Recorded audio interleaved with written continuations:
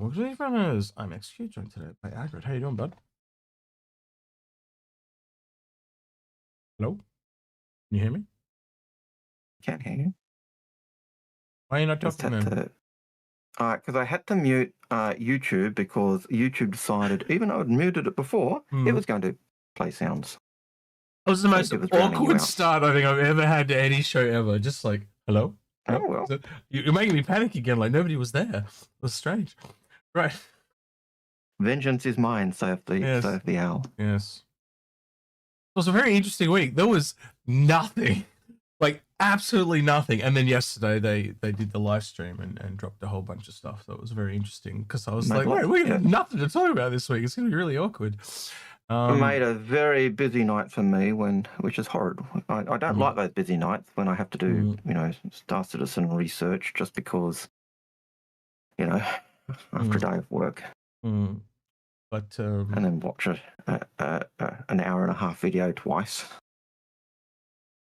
Or 2.5 times, so yeah, because there's lots of little throwaway lines and social cues and things like that Algared and I read into probably way too much. Always enough rope to hang ourselves. That's right. I think the big takeaway though was obviously the Apollo's coming. I think we both kind of had sneaking suspicions. I kind of said to you I didn't say anything publicly, but there was too many ships in the IAE lineup. Something had to give, and I thought it might be the Apollo, but I had no evidence. It was just a feeling. But yeah, it was kind of cool to see that that's coming. No drone at the moment, but looking like we might get one hopefully down the road. Yeah. I think the drone was the writing on the wall for that. Was on the wall for that. Like when you looked at the ship, there didn't seem to be any place to the drone anyway. And as John said, the gameplay had moved beyond why you'd needed a drone. So originally, we didn't have tractor beams, we didn't have the regen stuff. So being able to drag a body into the ship to heal them was fairly important. Yeah. But we've got the ability to do that without the drone. So, so it was the writing was on the wall for it. But as John said, it's there's not the space for it. It's not exactly there because of the stuff they've had to put in. There's still space for a drone, and if gameplay goes that way down the track, they'll look at putting it back. But it was good. I like the fact that we're getting all the modules for it. All right, I've got the bot up. Stimpack Steve was on it, reminding me. Thank you. But the bot is up. And Stimpack Steve's question, is the bot open? Yes.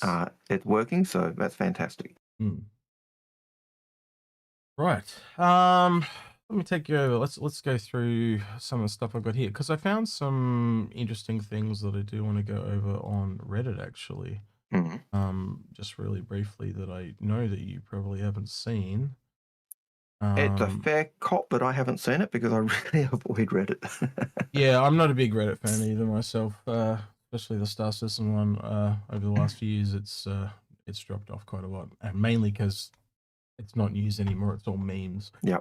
But I found this really interesting. So they had a almost £3 million received in the settlement of a legal matter associated with prior activities performed by a third party at the Manchester studio. I have no idea what it is. That's a lot of cash. So this was shown in their accounts and stuff. And then the same person that posted this, which is Stuart GT, also posted this one. And it kind of goes back into other things. The development of Squadron 22 remains and it shows some priorities and stuff like that. So I just found these little interesting tidbits about what they're up to. But yeah, it kind of confirms what we've been hearing inside other gaming companies paying out for the proprietary tech they're using. Yes. It could be anything. It could it could indeed. Well, again, it says legal matter. This could be literally Crytek paying them back for shit. Yep. So there's no way to know what it is about specifically. Yep. No, and my comment there was literally just an absolute throwaway Mm. And as I was saying before, do not take any credence on anything that's a throwaway line. Yeah. I was saying that in reference to a line that I could where I heard Disco, and we'll talk about it a bit later. But I could have swore in the thing I heard Disco say a line. It messing with my OCD. I can't find it again. But it's a throwaway. In my opinion, it's a throwaway line. It was, and as I said to you, it was talked about in other ways by Ben, so I wouldn't be too concerned about it. But I know you have an eye for detail like that, so you won't be happy until you find it. Yes, it's messing with the OCD. It's really getting to me. Yeah. Unfortunately. Well, you've got an answer there anyway. Like you it's just going to reconfirm it. But like what you said is there anyway. So I literally replied to you when I listened to it and said, yeah, I heard it too. So it's fine. Right. Let's do Ship Showdown, and then we'll come back to that. So I haven't refreshed this yet. So what are we up to today? Oh, we're up to Zeus versus Corsair. Now my money would have to probably be on the Zeus just because it's a smaller ship. Winning this, I mean. Where do you think it would be at? I think the Corsair is going to get the Drake vote. It's a very popular. I don't see the Zeus very much. Popular ship. It is a very popular ship. And I don't see the Zeus flying around much, but I see the Corsair a lot. Yeah, the Corsair is very, very popular. But the Corsair's also already got a skin, so my share it around brain says Zeus. Who I think is going to get it says the Corsair. Yeah, and I'd love for Zeus to get it because A, it's RSI, B, it doesn't have many skins. Actually, it's got a lot of skins, believe it or not. It actually has a lot of skins. For a newer ship, it's got a lot. Then I'd probably go with the popular, and the popular ship is the one, the Corsair. Although Oddball on Twitch says, I think many Corsairs have been turned into Asgards. Yeah, I could see that. Yeah. So yeah, I could see that. There's a lot of people. That Asgard really surprised me how much it I was surprised by that as well. Yeah. The thing that shits me is we get things like this that happen here, and then they have things now. And I'm not saying this to be offensive to racing people, but racing is nowhere near as big as a category as some of these other categories. And I'd also the other one I chuck in there is the alien ship category. How many alien ships do we have? Like 12? Like not very many, right? So both racing and aliens, in my opinion, have to justify their existence. I think the industry one needs to be split because there's way too many in the industry one there. Like putting all of salvage and mining together is a bit much. Like exploration's got its own category, for crying out loud. So I think the categories, as I said, are a bit squiffed, and one of the categories I really want to see is a starter category. Like a sub $100 type of thing, like all those starters and advanced starters in one category. Yeah, because they never get a skin. They just don't. Yeah, I'd love to see something like that for the starter ships, but even the different categories, like you've got, as you said, you've got exploration in there with none of its gameplay. Sensors aren't in, but you can't look for transient wormhole jump points. There's nothing you can do in terms of literal exploration. Soon, and yet you've got mining. You've prompted me about what we're going to talk about next. The shit that I found on the roadmap during the week that I showed you. That was really impressive. We'll go over that too. Yeah. But then, as you said, you've got mining and salvage in the same category. Like that's insane. Yeah. There's more gameplay for mining than there is for exploration. There's more gameplay for salvage than there is for exploration, and yet, So it's a very predictable outcome to me now. This one here will probably be the one that goes all the way to the top, in my opinion. I'd have to assume the Vulture will win over the Mole, but I'm probably going to vote the Mole because it doesn't have a lot of skins. I don't own either of them. Well, I have them as loaners type of thing. So I don't really have a horse in that race, so to speak. Parallel utility versus Talon. I have to assume it's going to be the utility, based on the fact that it's the only really kind of non-combat alien ship. And I actually saw a few of those doing the resource missions. Yeah, I did too. I was kind of surprised, to be honest with you. And I've seen pirates using them, believe it or not, because you can take the cargo away. You open up, and in some ways the cargo bay in it kind of is a bit like a raft because it got just but it's a cool looking ship. All right, tell me your thoughts on Polaris versus TAC. What's your thoughts there? Polaris. Yeah, 100%. 100%. There's a lot of Polaris still in game. And I saw a lot more of those when it first came out than I did TACs, put it that way.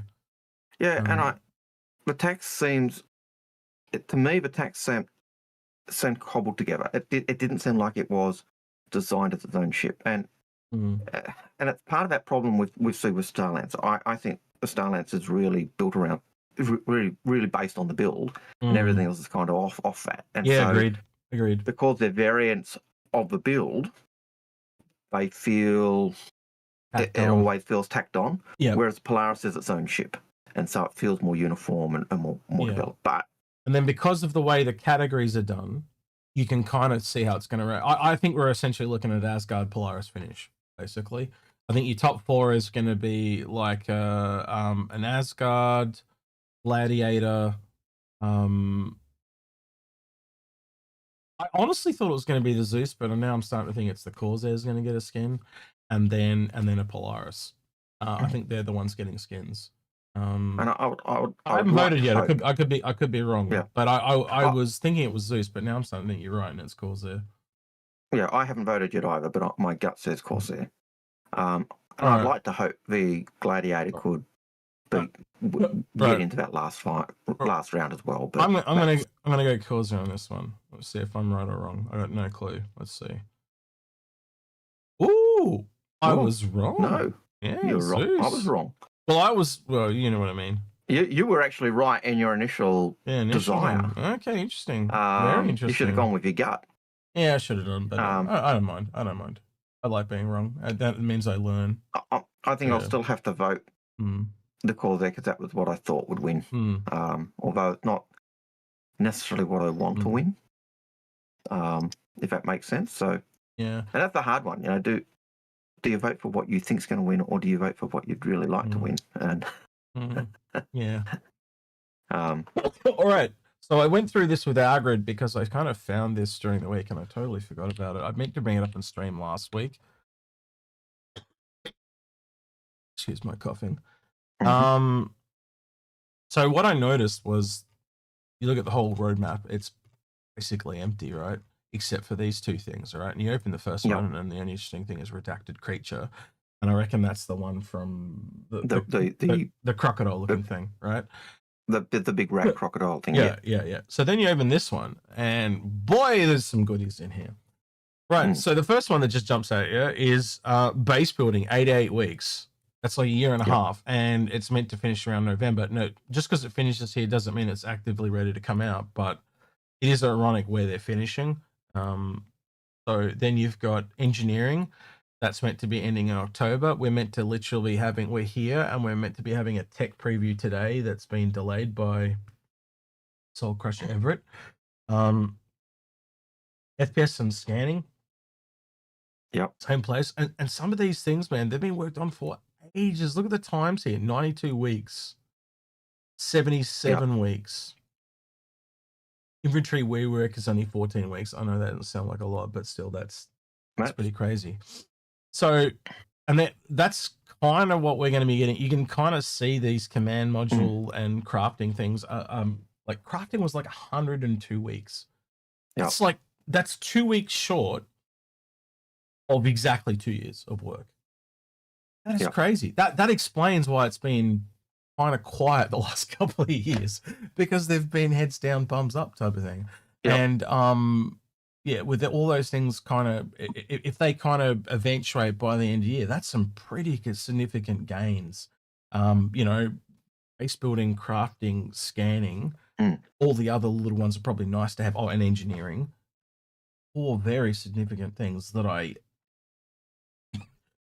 not 100% hopeful to get all of them this year, obviously. But just seeing them there, and that's the plan, is still kind of cool to know that that's what they're striving for. I don't think we'll hit all of them, but I wouldn't be surprised to see the command module be the one that drops off in terms of completed, just because of the way John talked about that during that the live Star Citizen Live, in terms of the tech being the module by itself is its own ship, but the second it links up to the larger body, it has to then take over and become a brand new ship, and so that becomes, I can imagine, quite a difficult. Well, it's probably a part of the development of the Ironclad. Let's be honest; they kind of want to get that integrated sooner than later. I'm pretty certain I even heard John basically saying that we need it for that. But it's one of those things they want, and even when my understanding is that is, from what John was saying, that is the tech side of it, not the ship team side of it. So they've got to get this done before they can get X done before they can, but it's good to see. Yeah. So I just thought that was interesting to bring up, because this is their roadmap, this is their plan, and I think there's just some big items on there. Like, and it's not like, again, like you look at command module 17 weeks and stuff like that, yeah, cool, wow. But when you're seeing really big things that are like literally 102 weeks long, that's a big change. That's a big chunk change, like that's massive. And the multiple ones, there's like 3 of them there: crafting, engineering, FPS and scanning. 4 of them, sorry, base building as well. There's 4 big ones. That's crazy to me. So I'm really interested to see how the end of the year is going to shape up. We could be in for a really interesting time. I am, how do I put this, less hyped for CitizenCon though. 2 hours just doesn't kind of motivate me much. Compared to it doesn't matter to me that it's in real life or not. Like, I've never given a shit about that, to be honest, right? It's just the exchange of information. And 2 hours, like, let's put it realistically, they just did an SEL yesterday that was 1 hour and 22 minutes long. And how much information was in that? And the same guy is making the SEL, is making the CitizenCon. So like, how much is going to be in that? I was pretty much thinking the same. Like, you had John and Ben on for 1 hour and a half, and they barely touched the surface of. Well, technically speaking, you and I sat down with John and Ben for longer than he did. Yep. And I don't know about you, but we got so much more out of him than Disco did. No offense to the community, but there was some ridiculous community questions in that chat. And I'm pretty sure there was some trolls and stuff. But unfortunately, I think for the sake of just sanity, they need to get our bot. Yeah, we were talking about that, because again, questions come up, and then he was, instead of them having like all the questions there for him that had gone into chat, he's just like, give me a question. Like it just shows how valuable that bot is that we have, and people that have it, like Paul, and I know Grim wants to get a hold of it as well. We're working on getting it to him as well. It's just invaluable. It's the best thing since sliced bread when it comes to answering people's questions. I know the very first time when Paul was filling in for you, and we were using the bot, and he's like, "No, I got it. No, don't worry. We can chat all the day. we got the bot there." It's like it just releases that urgency to get the questions before they disappear off the screen. Yeah, it takes a sense of tension away, and you can kind of relax and be yourself a lot more. But it means you can actually delve deeper into questions or go off and tangent on a question. Yeah. And because those questions aren't disappearing, you can, So John Ski, I don't know if you're trolling, but John Ski in YouTube chat says, "Is Star Citizen a scam?" How do I answer that, dude? I would think it would have died a long time ago. How does something survive for this long if it's a scam? Yeah. That is how I would answer that question, because I can't turn to you and go, here's a finished game. It's been worked on behind closed doors. All I can say is go look at trailers and stuff like that. Go look at the Squadron 42 trailer and tell me that's a scam. That's an hour and 16-minute trailer that looks like it's a movie. That's an opening to a game. Yeah. I don't think it's a scam. And 13 years running a scam. They're doing a good job. That's an awesome scam. I don't know many scams that last 13 years. Put it that way. But social, well, it is a scam. But it's a fun scam. It's a. It's Star Citizen after morning. Yes. Yeah. First time chatter on Twitch. Jamala says funniest scam I've ever played. Yeah. Look. Oh, you're 15K into the scam, right? Well, yeah, you've been, you've drank the Kool-Aid then. Yeah. I don't think it's a scam. I think it's just like anything. When you're doing it publicly facing, when you make a video game, it is essentially R&D, and you can only ever prepare for the best eventual outcome. But things are going to go wrong. The one that we always use, Algared, would be like, I'll give you unlimited money until you cure cancer. You can't tell me how it's going to go. Yep. You know, so there's always going to be missteps. And I think they've done pretty well considering they're making tech that nobody else would even entertain. Yeah. He's gone quiet again. He's distracted by pretty colours. No, it's because I was looking at a message that someone sent regarding the thing. The thing. I know what that is in context. No, I don't. I've got no clue. The thing. The you going back to 1980s and watching the thing? The line. Right. The line. The wolf thing. The wolf line. He's obsessed with the wolf. He's I'm obsessed with finding that damn line because it's bald messing wolf. with my head. He's looking for the bald wolf. Yeah. But I've got to just put it aside because it's going to mess with my head and. Yeah. Yeah. Well, yeah. Well, again, crowdsource it. So just tell people what you will. Yep. Because then you can get it out of your head and people can help you find it. So go ahead and tell everyone what you're looking for. So basically, in the Star Citizen live video, the one yesterday, where they're talking about the ships, they're talking about, Ben and John and Disco talk about the bespoke weapons and focus on the wolf and the meteor and stuff like that, and they talk about the possibility later on of other weapons. But later on in the video, I could have swore I heard Disco say, and more stuff for the wolf. Now, I haven't heard that. I can't find it again. It's that singular line that's driving him nuts. So if you can find that line and give Algared a timestamp, you'll save my sanity. Not his, just mine. That'd be great. I'll save mine as well, but yeah. 2405, apparently, he says it. But it's that exact line of more stuff for the wolf is. So socially confused says it's 2405. I'll have to have a look at that later. Yeah. So write that down, 2405, which means it was about. Which means it's about a minute up. It's about a minute after he says it normally. And then 104.35. So, so they're talking about the two areas they talk about that, but from my memory, it's just as a throwaway line as a filler. And I just can't find it again. Well, now, as I said to you before, I took that to mean essentially when you put everything in context. I'm not going to go through everything, but the things that Ben said and things that were said, essentially, like the bespoke nose guns for the Vanguard, that they may make more bespoke guns for those vehicles in the future. That's how I took that. Even the way they seem to indicate was, will you be able, down the track, would they be able to take the bespoke weapons off and say, enable you to put size, their size, bespoke size 5? Would you be able to put size 4s or other weapons in? Or open it up to size 5 but only have a limited number? But that's stuff that's down the track, isn't it? It's not. It's not essential. It's not, and it's not a promise. No, it's not a promise. It's a nice to have. It would be a nice to have, and I got the impression from Ben, it's something they'd like to do, but again, it's not a promise. And even that line from Disco, I don't see. Even if Disco did say that, I don't. As I've said to you several times, it's a throwaway line. I don't.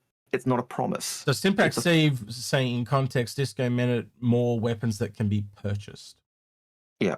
So that's along the lines of what I was saying about the Vanguard and the nose guns on that. I think that's the way I would take it. Like I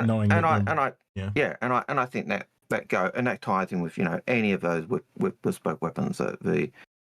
the Ares, the Yeah. Perseus, Absolutely. Meteor, any of those ships that have that bespoke setup, and the two, and the other one that's coming, the October or other thing. So yeah. It was interesting to hear some of the stuff too about the Raelian, knowing that that's kind of in development now too. Again, looking what the Prowler utility did, I can't see how that doesn't. And then they said the cargo is going up. Yeah.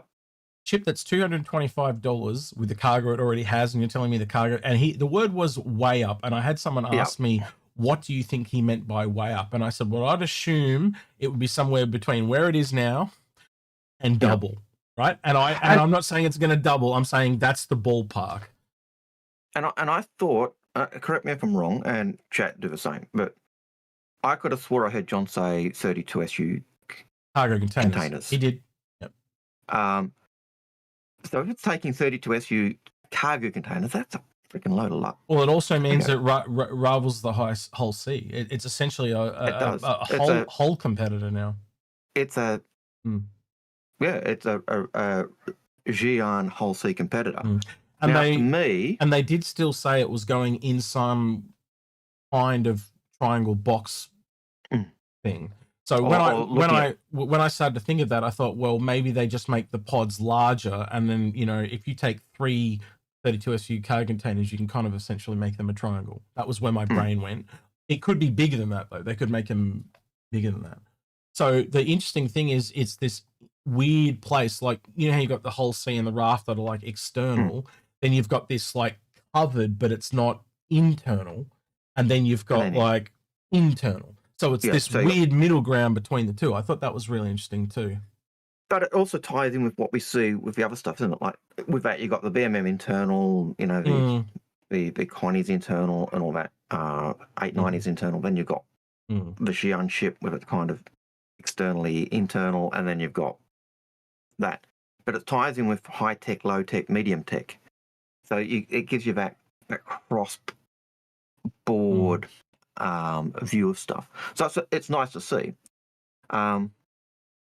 But yeah, I thought that was an interesting to see on the Raelian as well. It was really, really big. But I think it's interesting that you said, Raelian is kind of a Hull C competitor. Yeah. Which makes sense because...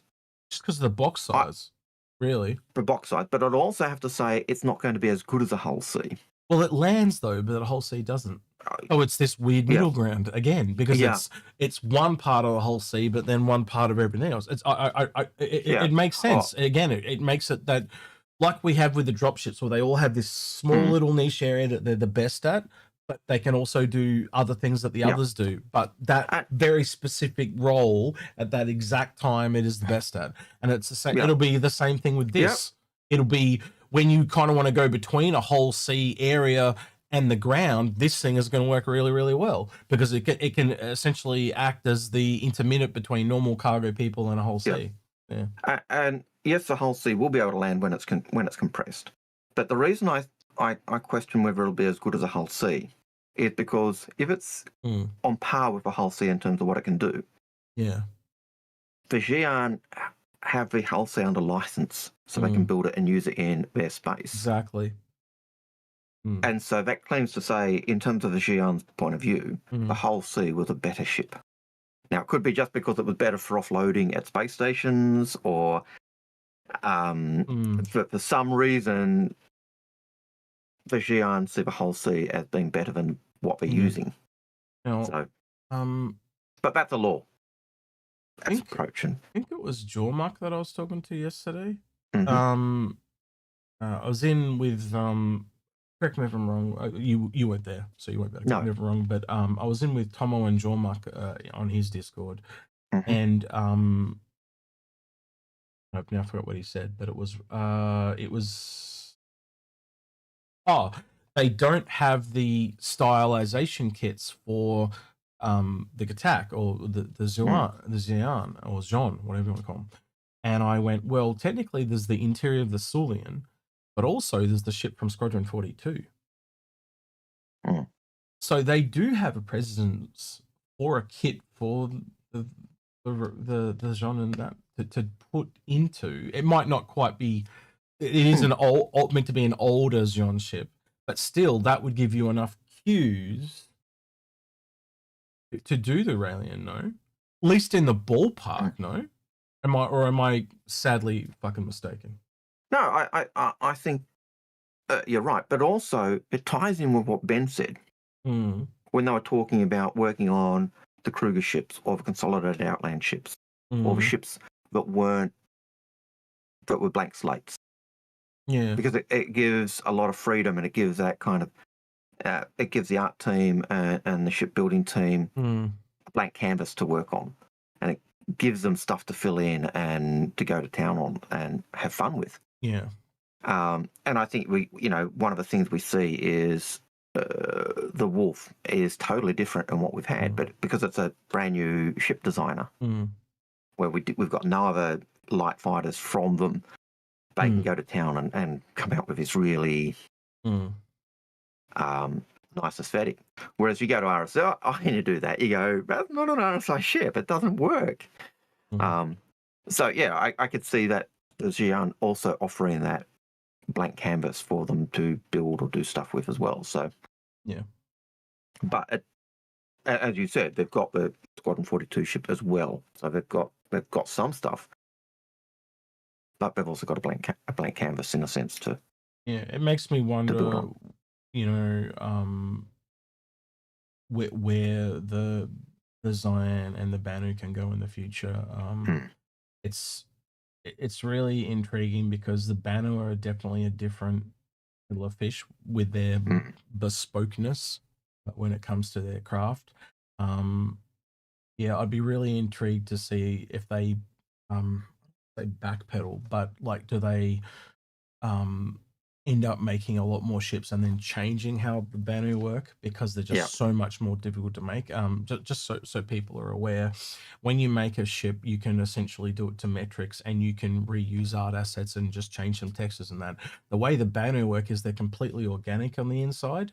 So basically, when you build that, they're 100% bespoke. They can look at reference art and stuff like that, but because of the curvature and all that, it just doesn't work.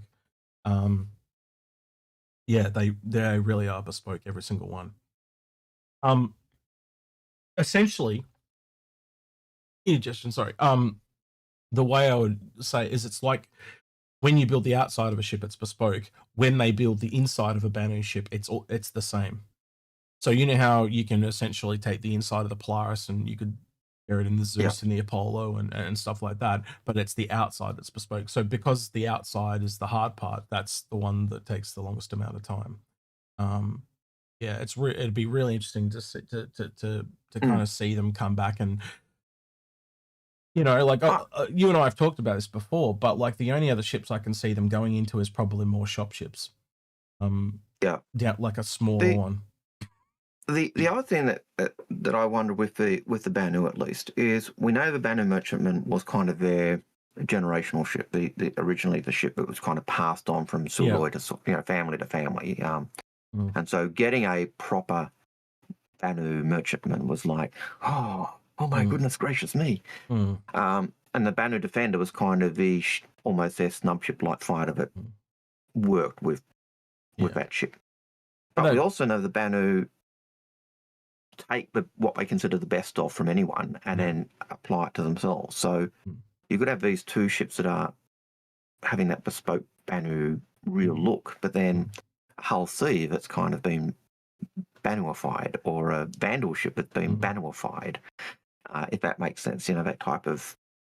Well, is that iron with Aurelian too, because Aurelian is the replacement to what the original Banu merchantman was before it got chopped up the totem pole, so to speak, and made a lot bigger. All right. Was there anything else we need to go over? I'm pretty sure. I think that's everything that I had. I think that's everything. All right. Do you want to do some questions? We've got about we can do 15, some questions, 20. and I'll say thank you, Daft Digit, because he says he sent a link and he says here it is. So I'll play it a bit later, and you have the timestamp. We'll just play it. We'll just play it live. What is it? Was it 24? It is So it is at the 1 hour, 4 minutes and 25-second mark. 1 minute. Apparently. 1 minute, 1 hour, 4 minutes.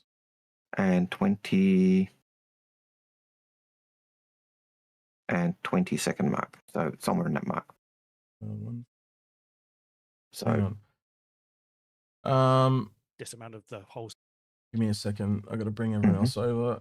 Right. So this is at. We'll just have a little listen here for our good sanity. It shifts the whole date back, but they are in progress. I saw a video today of them all in engine, looking pretty cool, and they will be coming in a patch before the end of the year, along with some other wolf-related things that we possibly hinted at earlier in the show. I see the chats. So that was the wolf components, basically. Yeah, said the wolf. He does say some more wolf-related things. Yep. So I did hear it. I wasn't going crazy. No, you're crazy. You're not going crazy. You are already there, my friend. Well, I am certified crazy, yes. But it was nice to know that I did actually hear about more wolf-related things. Which was the... Revenge X says Jared looks sick. No, he's just old like the rest of us. He's been doing this for far too long like the rest of us. Sadly, he's been doing this for around 10 years. He's at least. I'm catching up though. I'm getting the grey like you guys now in the beard and stuff. So yeah, I'm getting there myself. So yeah. I remember when Jared was all black and it's just all this silvers come in. So it's aged us all. Yep. Oh, that's right. You know, when I started, he was doing the Disco Lando stuff. And I can remember the big thing he always used to plug was LTI means nothing. And that was, when he was a backer, he was doing that. And he was right. LTI was just a gimmick. It was a thing. We made a rod for our own bag because we were so keen to get that LTI token. That's so keen to do that. But CIJ just went, we're nuts if we don't capitalize on this. So yeah. So thank you, Daft Digit, for finding that. Daft Digit said it was Rabbit that found it. So thank you. Well, thank you, Rabbit, for finding that. All right. First question. Bowler9999 says, question, how much more cargo do we think the railing can take? All right. We kind of talked about that, but yeah, I would say that it is basic. My ballpark would be from where it is now to double. And way up sounds like a lot, but what is way? Like you can... So I just went, that's my expectation, and then I'll bring it back and change it as... Even if you just looked at it, it's taking 32 SU containers. Yep. I swear that's up on what it used to be. Yeah. And so if that's not quite the same, Algared, because they also said it's got to change. Also, they're just saying it now takes 32 instead of the others. So before, say, it took 4 SCU cargo containers, you can just have less containers and they're 32s. True, you could do. You got to take it in context, right? So they've just said the cargo is going way up as in the amount, and I think that's again, it's so vague. I just went double it, and it's somewhere between where it is now and double, and I'll adjust. It's a lot. Yeah. Way up is a lot. That's But again, I wouldn't be surprised that since he's announced that the price of that thing goes up. Currently, it's $225, and if you look at the other ships around it and add the alien tax, that is super cheap for what it is, comparatively speaking. Well, if it's a Hull C competitor, it has to be at least the price of a Hull C. I think, look, I'm going to be honest. I think it's probably going to shake out somewhere between a Hull C and a B. Yeah, that seems, and again, like if I bring up the wiki real quick, Star Citizen Tools, bring everyone else over, and we just go Hull. Of course, I hit the wrong key because I'm an idiot. Of course. Hull B. And of course, it doesn't bring up the whole B. Right? Thanks. Of course it didn't. Thanks, Mega Shake. I think you had a J in there. Did I? Okay. I think you had J Hull, so. Right. Hull B, SCU is 384. And then if we go Hull C, we are looking at 4,600. There's quite a massive jump in there. And 384 from the Raelians, I think the Raelian's 320 off the top of my head. So you can see the math I'm doing here, right? So you've got the Ironclad around, was it 15 to 1800? There's other ships in there. They need ships that essentially bridge that In gap. between. Yeah. So my thinking would be somewhere. Well, what's the Hercules being, and the Caterpillar's 576. Yep. You've got the whole sea there at 380. 700, maybe it is double. And the Raelian is around 320. So you double it, you triple it. Well, there's a gap essentially between around about what is it, 670 something in the Hercules to there's one that's about 1200. So there's a massive gap in there that you can fill with like an 800 and 1000. Now, I'm not saying the Raelian's the one that's going to fill that gap, but that's where the gap is. Well, even if you go for Hull C is 4,000 and the next one is like 1,200 or 1,500, there's still a massive gap in between those two.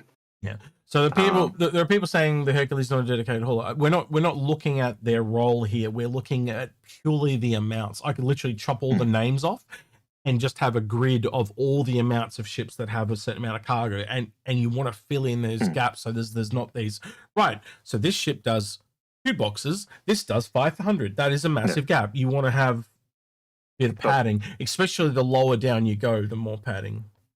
We're looking at the actual mass cargo they can take in terms of cargo size. Yeah. And the Hull C takes 4,000 odd. Yeah, and the next one down from that's like 1,200. Yeah. Someone asked what the Ironclad is, so I thought I'd just bring it up for them. There you go, 1,500 basically. So again, that's about almost half of the whole sea. So you can see that they're starting to put them in sea. I think from memory, the Banner Merchantman's like 1,800. The Kraken's roughly in the same area. I'd have to go look them up, but there are gaps more towards the mid area, like sub 1,000. There's like a four. I know there's one about 1,200, and there's one about just about below 700. So there is a gap there where you could put maybe 2 ships that would, like one at like 800, one at like 1,000. That would be where I'd put them, type of thing. But and if you're redoing a ship to take the larger containers, it makes sense to push it to fill in a void, to fill in a gap. I mean, it does. To make it more usable. Yeah. Man, if they made it about 1,000. Oh, Bam's like 3K. Lemming says maybe I'm off. I thought. I've got to admit, I thought, but it did get. It used to be down that end at one point. Let's have a look. I'm probably way off then. If I probably, and again, my memory's not what it used to be. Well, you remember that the Banner 2,800. 2,880. So it's less than the whole sea though. But it used to be significantly less than that. But then it grew into the size of a 890 jump type frigate size, as opposed to the. Yeah. It basically did what the Idris did. The other thing I want to point out here, though, just because there's a gap doesn't mean the Raelian's filling it.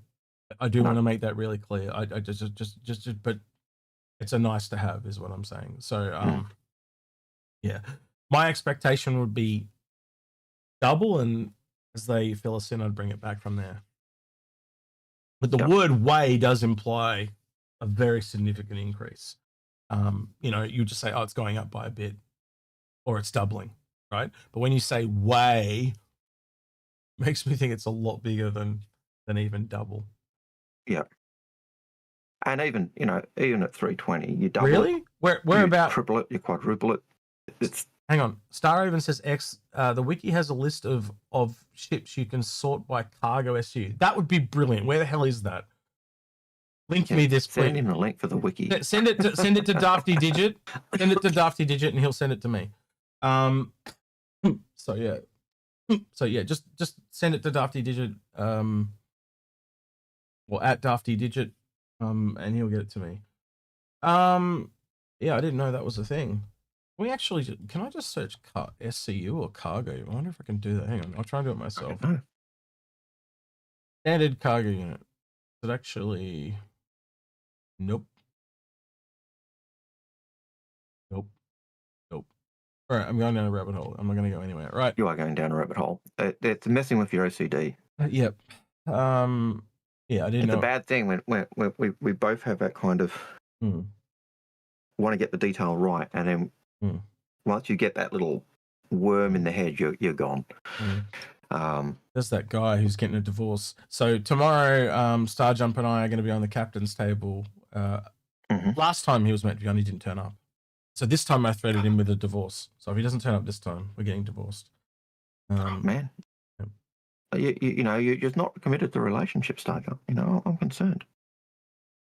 You know? Do you need counselling? I could help. You can jump in and join us if you want, Grim. Have a chat if you want to catch up with Algared. Yeah, you know, you're always welcome. Yeah, just free. Jump in the general channel. We'll drag you up. In fact, I think you can even jump into the he can jump in recording himself. channel. Yeah, he can jump in himself. He's got perms. You don't even need us to pull you in. Just yeah. Right. Rabbit's got a question. He says, "Do you think we'll see non-medical modules for the Apollo?" I have thought about this a lot, by the way. And I know Grim has as well. And I know, actually, Grim, get in here because I know you've probably got more to say on it than I have. But I would think it would probably be a variant, as in, you know, put more weapons and shit or whatever on the outside and then make it something else, or, you know, like kind of like the Meteor, but it also changes the inside. Yeah. But based on what they were saying in the SLC and related to Retaliator and other things, modularity is working. We've got it sorted. Now, are they going to do them now? Yeah. No. Yeah.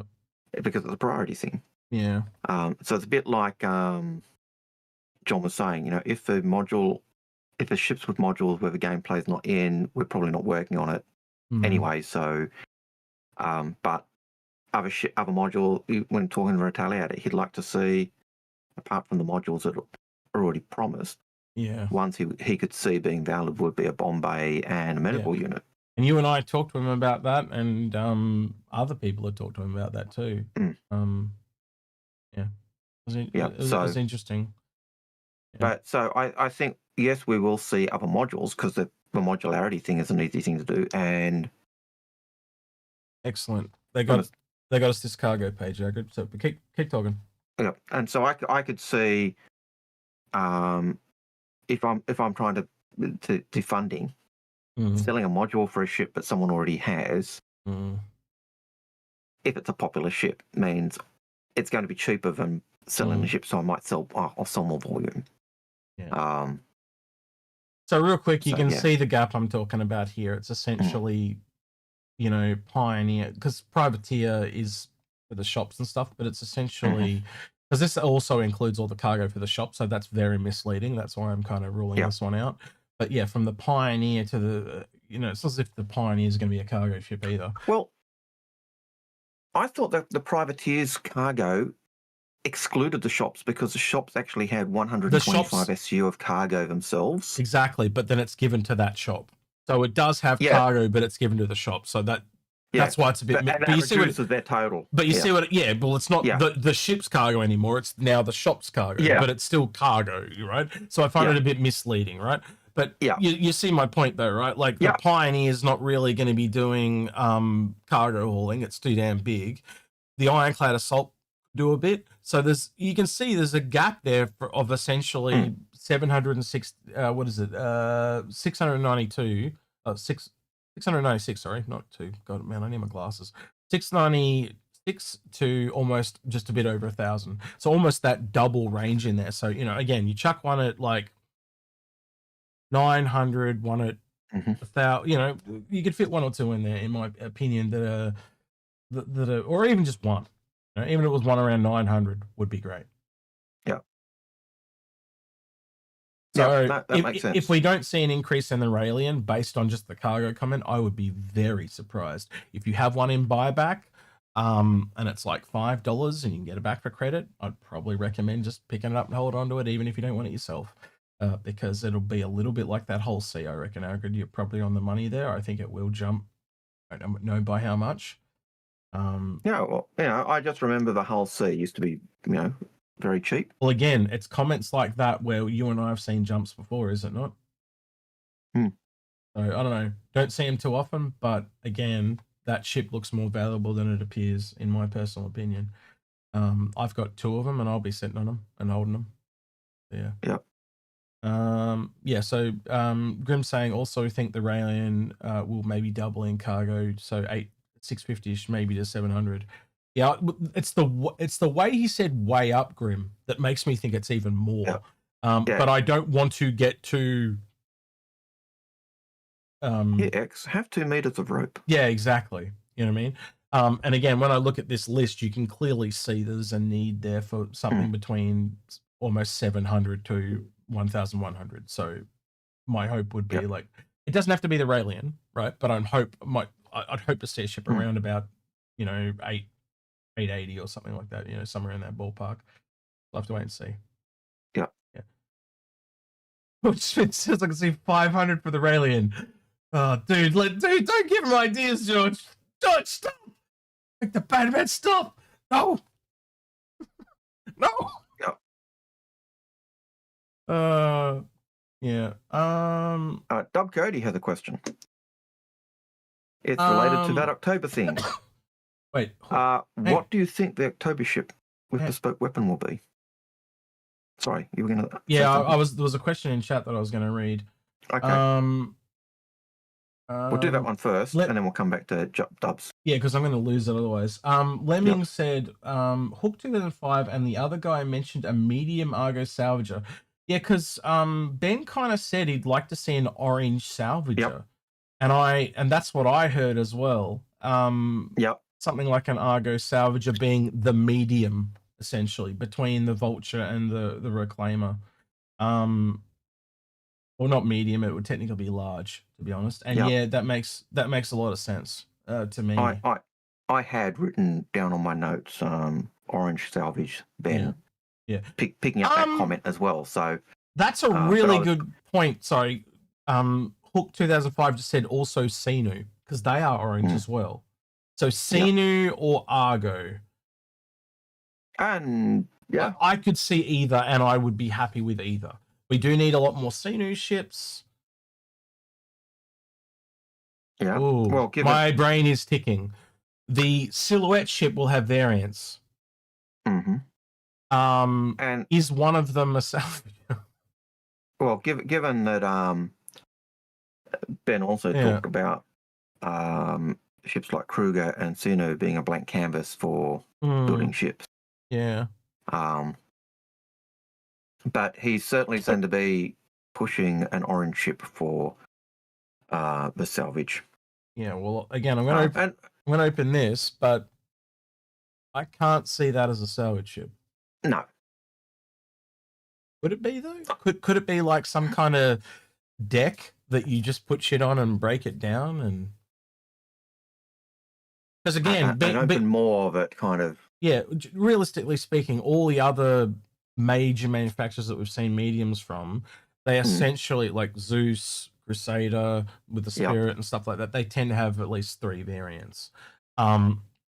It's why I've kind of stayed away from drilling into what this could be, because clearly if it's coming, it's probably got variants. Yep.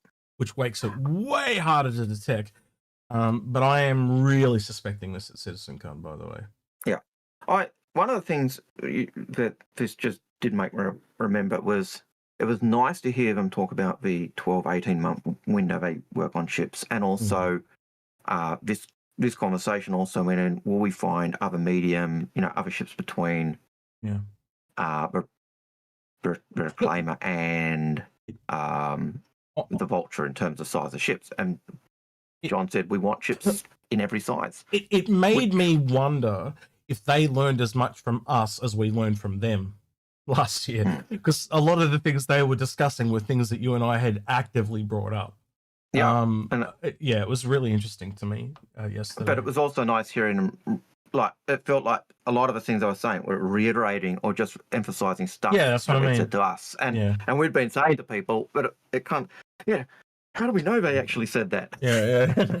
Well, because you haven't got a video. How do we know they actually said that? Well, they've kind of said that. Because me and Algared are a bit neurotic, and the first thing we did when we got back to the hotel was wrote down every single thing we could possibly remember. I have a book, and it's all written down. Yeah. I don't think we missed a single question. The Star-System book that was given in the kitty bag. Yeah, it's over there. I could go grab it if you want, but yeah. Basically, we sat there and wrote down everything we could remember that was said. Yeah. And we probably spent an hour. We were there for what, an hour and a half, 2 hours. Easily, just writing it all back down again. Yeah, absolutely. Because we didn't want to forget anything. At the same time. Yeah. Just writing it down. So yeah. Yeah, and I think we got pretty much every single thing. Because we were that neurotic about it. But yeah, I don't know. I don't know. I put that back out to you guys. Could you see a salvage ship from CNU? And I could see it from both those guys. And I don't think I'd be disappointed with either, to be honest, CNU or Argo. I'd be happy with either. Yeah. So yeah. I definitely could see it in Argo. Because of the way they do the stevedore and the way they call it the other ship's a towing ship and those type of things. So I can see salvage working for them. Their mining ship is the one that did they do mining? No, that's the Argo. Ryback 6 says the CCU game is slowly dying. Dude, I think it's dead. Really close to dead. Like it's on freaking life support. After I don't know if you guys noticed, I didn't do a CCU guide at Invictus because there was no point. They were all crap. There was just nothing. It was absolutely horseshit. Whoever that new person is, they freaking killed it. And I don't know if it means they're losing money or they're making more money. I've got no clue, but it felt very dead to me. And the other person that I'd ask besides Algared would be Lemming, because Lemming does a lot more of this now than me and you do. And Lemming, I think you would agree, it's circling the drain, bro. Let us know. I don't know, Algared. I am very excited for this though. This and the Flappy Bird have been the two most interesting ships for me over the last 12 months to speculate on. Yeah. And whether you love or hate the Nomad, I think this will be very well received. Lemming, chime in on the CCU stuff. Yeah, go for it, Lemming. So, the CCUs were amazing. The finale was horrible. Yeah, that's what I meant. So yeah. But you can't build we were talking about doing the show. But you can't build a guide around guessing all the frickin' CCUs. That was right. We're on the same page, right? And to just to plug the Discord, like every day on the Discord, people are talking about the CCUs that are available for that day. Yeah. So like, you really have to pay attention now during the show and not just like at the end. Just try to grab all the good stuff. And I would recommend going to the Discord for that because, again, me and Algared can't be online 24/7 and I can't do a recorded episode because then it moves. Yeah. It just doesn't work. And that's the catch with the CCUs, though, isn't it? Like, you've got to pay attention on the day, which does this CCU fit with my chain? Is it worth me paying out money for it? Because if you just pay every single one, you're chucking out a whole pile of cash and then you may not be using it. And then there's a chance that something better comes along later in the show when you already, But I mean, again, we can try to do that during the daily shows that we do execute during the show. Please. To talk more about and maybe even do a short on the off days because we only do a show every other day, right? Doing shorts for YouTube are such a pain in the ass. Oh, how are they? They are a nightmare. But I maybe. I might just record them with a phone. That would make it easier. Yeah. All right.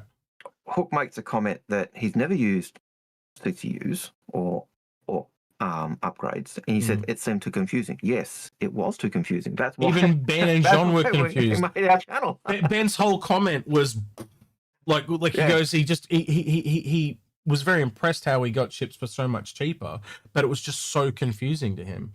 And I said, well, that's why the whole channel exists, because it's just so convoluted. Like you can get some I think half the reason they killed the CCU is just because some of the chips are getting ridiculous. Like someone we know had the really cheap Carrack. I got the really, really cheap Polaris. And I wasn't the only one that got a very cheap Polaris, by the way. There were a lot of people that cashed in their CCUs when that Polaris hit and got ridiculously cheap Polaris. So I just probably got the cheapest one in the world, right? But there were, I saw lots of people sub $400 Polarises, and they would have seen that and went, oh, fuck. And I think that's probably, I don't know, you tell me what you think, Lemming. I mean, I'll put it out there. My Polaris is a tradable $185. Exactly. You know what I mean? Yeah. I mean, yeah, that's crazy. And I know you're not the only one. I know a lot of people that got them disgustingly cheap, and they would have that data and have gone, shit, and they don't want to see that to happen already. But again, most of us have planned. I've got like 6 chains that are going to give me that type of savings. So yeah. So I actually don't think that they hate it. I think they like it because, like, I know when I joined the verse, when I first started actually playing, somebody the elevators in New Babbage were broken, so people were like running back and forth from the space station to the port and picking up people. Yeah. And somebody came and picked me up in an MSR. Yeah. And I was like, oh my God, this thing is amazing. This is amazing. I have to own this. So what did I do? I went and bought it.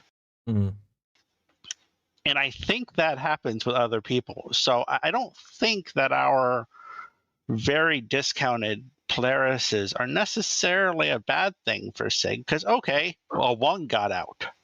Okay, well, how many is that one going to cause for other people to go buy at full price? I've had the same experience, people talking to me, where they get in a ship and they just have to have it. I've seen that before. I've even seen that in the Polaris a couple of times. People, like, that amazing fact, like, this thing is so big. And it's like, exactly. With me, when I've seen everything before, I know there's people in chat that will definitely, including yourselves, where I almost live vicariously through new people going, wow, that's amazing. I love it when they get excited for stuff that I've seen 1,000 times before. So yeah. And that's one of the things, that's probably the danger we have, because we're so old at doing this and seeing this stuff. Speak for yourself. But yeah. But, like, it's a bit like CitizenCon last year. We're sitting at that end thing. We think there were very few things that were really new for us. What did we say? The military stuff with how the combat ships are being built makes sense now. Like, and the Bengal. You can build capital ships at stations. That was it in the entire presentation for me and Algared. Okay, I gotta run. Bye. Yeah, bud. Take care, Lemming. So and even in the video yesterday, I don't know whether it was just because Save Mastership was just reiterating stuff we talked about with them, or it was old stuff that we'd seen and speculated or expected. But there was very little in there that made me go, oh, this is brand new. Oh, this is awesome. Or it was stuff where I went, well, it's a priority thing. It's not needed. Yeah. So, yeah, I found very little in that episode that really made me go, this is brand new. This is fantastic. I want to come back to this just for a second, because SA and Grim was saying something really cool earlier. It's just gone off the top of the page now, but it said, SA said, I would love a survey ship with that silhouette. And he's talking about this. And I started, and Grim agreed with him, and I'm just... Yeah, he said, yeah, same. But they're right. You would have to survey for the Pioneer to find stuff. That makes a lot of sense. So we know they need a transport ship to transport vehicles. We know that they need to survey to find where to build a base. Makes a lot of sense, those two, as possible variants. Salvage, as in destroying the buildings that you stuff up. Makes sense. Just saying, all 3 of those make a lot of sense. Don't know if that's what you will get, but they make a lot of sense. Yep. And, could. And that's probably why he said orange, to throw people off the scent. Because most people would hear orange and go Argo. Yep. I wonder. Interesting. We will have to wait and see. But yeah, that's definitely Yeah, have 2 meters of rope. Yeah, exactly. I think you need that at this point. It's like 1 foot of rope at this point. But yeah. Yeah, we've got enough rope. We've got piles of rope on the side that we can use. But yeah. Yeah. So going back to Dub Cody's question. Yeah. What do you think the October ship with a bespoke weapon will be?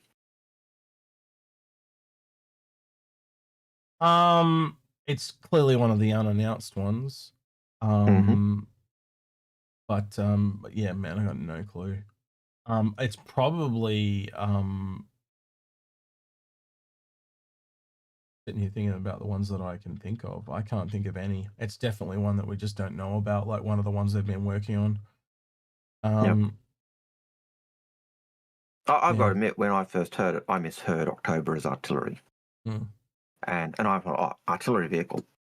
But, and I did get a bit excited by that. But then you thought it was other things. And I went back and had a look at the text as well, and it was October. And I went, He is technically correct too. If we actually think about what I cannot pronounce that. Nkitsun is saying October ships are CitizenCon, not IAE. So the Perseus would be coming at AIE, so it's not that. And it was different from the Perseus because they were talking that. It implies there's at least 2 ships coming at CitizenCon then, in my because they said October ships. So that implies that there's probably one for the patch and one for the con. If I had to guess. But in terms of that conversation, where they were talking bespoke weapons, John was saying the Perseus was the only ship he thought came with bespoke weapons. And Disco said, and there's that October ship. One of the October ships, he said. And then implying that there is multiple October ships. But John went back and said, and then said, 2 ships with bespoke weapons. So Perseus and this other. My point being to the question, though, that it implies that there's 2 ships coming in October. So yeah. No, I got no clue what that could be. Yeah, absolutely none. Again, being a weapon though, I have to assume it's combat related, so I just instantly kind of lose interest a little bit. Yeah, I just, I don't know. I'm a bit over fighters. It's a Perseus killer. They're all the same gameplay, and it's kind of Disco kind of said this as himself. Like, people are asking for a ship with that gameplay. I'm interested in more different types of gameplay. I want the gameplay we have flushed out a lot more, but again, we're all still waiting for that dynamic server meshing, that last little bit to click into place, and then all the other little baseline things like base building and that to go underneath, so they can actually start building the shit on top. And I'm really wanting to see this game kind of kick off. So every patch that comes out or every quarter, we're actually getting a bit of meat added onto the bone until we have a fully fleshed out game. It's just we've still got a lot of those underlying systems that have to come in, and there's so much back end work in a multiplayer game. My favorite time in games, like early access games even, right, are where you start to see the content come in. And I can think of several games where how you get like 2 years into an early access, and then those really big meaty chunks of gameplay start to drop. That's the time period I'm looking forward to. I've got to ask you to stop for a sec. Bunkerfish is in Twitch. You're asking numerous questions, but chuck the word question in with the questions you're asking, and it'll go to our bot and we'll pick it up. Otherwise, they're going to disappear. Yeah, because you've got 2 or 3 questions that are really good, but they're outside the conversation we're doing at the moment. So I think the bot is daft. Can you have a look at the bot on Twitch, please? I don't think it's posting the stuff. The bot appears to be off on the post Nightbot. You'll have to log into Nightbot. It actually looks like it's off on YouTube too. 906, there was one there from 906. There was a question from Hook. No, and 907 was a question from. What I mean is that there's usually a Nightbot that prompts people to put question in their question, and I haven't seen it, so it must be off. Lemming, Yep. maybe you can have a look at that too. The Nightbot seems to be not running on either channel to prompt people. There we go. Yeah, like that. That's what Yep. it needs to say. Yeah, that thing there. Yeah, that's it. Yep. Yeah, that thing. Because otherwise I have to keep looking at that, and Yep. I like our bot. I don't like having seen Well, questions disappear that we don't answer. That's just a chat bot that puts it in to prompt people for new people. Yeah. And I think I had a time to come up like every 5 minutes. But I did want to say that because Bunkerfish had asked 2 or 3 questions, and they were questions that were worth answering. Well, every question is worth. Then let's do one because you don't want to miss him, and he doesn't put questions. So the first one was, did they say the Apollo was coming next month or October? They said next month. Yeah, next month. So it's September. But yeah. And then the next question he had was, what ship do you think they'll release with engineering? So the PTU build, was it the private tech build for Eva Cardi was meant to drop today? It didn't, and that was meant to have engineering in it. But again, if you looked at the roadmap like we looked at before, that's not meant to be coming out to like mid-October. So I think that's I think it's multiple ships, to be honest. I don't think it's just one. The test case was the Hercules about 12 months ago, wasn't it, Algared? So yeah. I've seen things in the Asgard and Valkyrie that have the fuses, so I'd almost count any ship that has fuses in it being contention, based on what I've seen, and there's a lot of them. So I think it's going to land with a lot of them, not just 1 or 2. Will eventually be all though. Yeah. A hard one to answer because again, we don't know exactly what they're bringing in. If I'd played the tech test, I could probably tell you more. Yeah. Yep. Yeah. Excellent. Katie Fox, I will say that yes, the bot probably did miss your question because it probably didn't have the word question in it, but your rewrite where you say the bot missed my question, and that one has been picked up. Yeah. So our bot is awesome. If you put the word question anywhere in it, it'll chuck. Even if you make a comment with the word question in, it gets chucked into our question bot. So which makes it, and then we just come to them. We just literally go down the list in the order they came in. Yeah. So that's it. Right. Next one, please, Mr. Algared. Got to scroll back up to the top. Oh yeah, shit. Okay, There's a lot of questions there now. There are a lot of questions today. Next question is, Doc Cody, what we did that one? That was the October ship. George Smith, with the Apollo coming, with all with T3's respawning change, can only respawn once, and you need to refill goo. So asking the question about needing the goo. Yeah, so that was something you and I talked about, but we never talked about it publicly.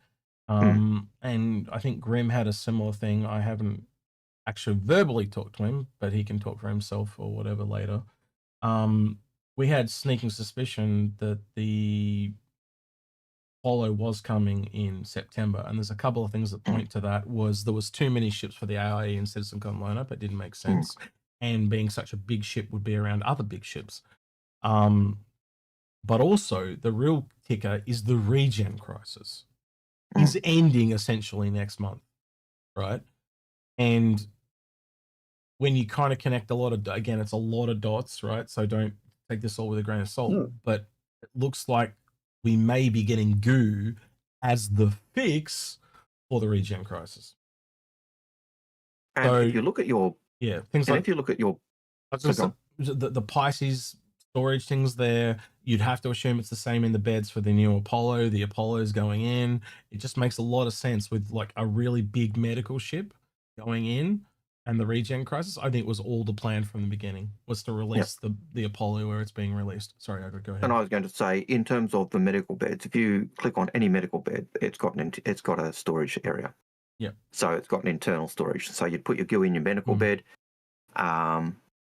And then and I imagine down the track you'll also put your drugs in that might need to be administered as well, and it'll take those resources. And so essentially, no more free respawning. It's going to cost now, and now, like you said, with the tier 3, there's a limited number of amounts that you can respawn because the goo's going to be there. So when they say limited, it just means that you're going to have to put more goo in.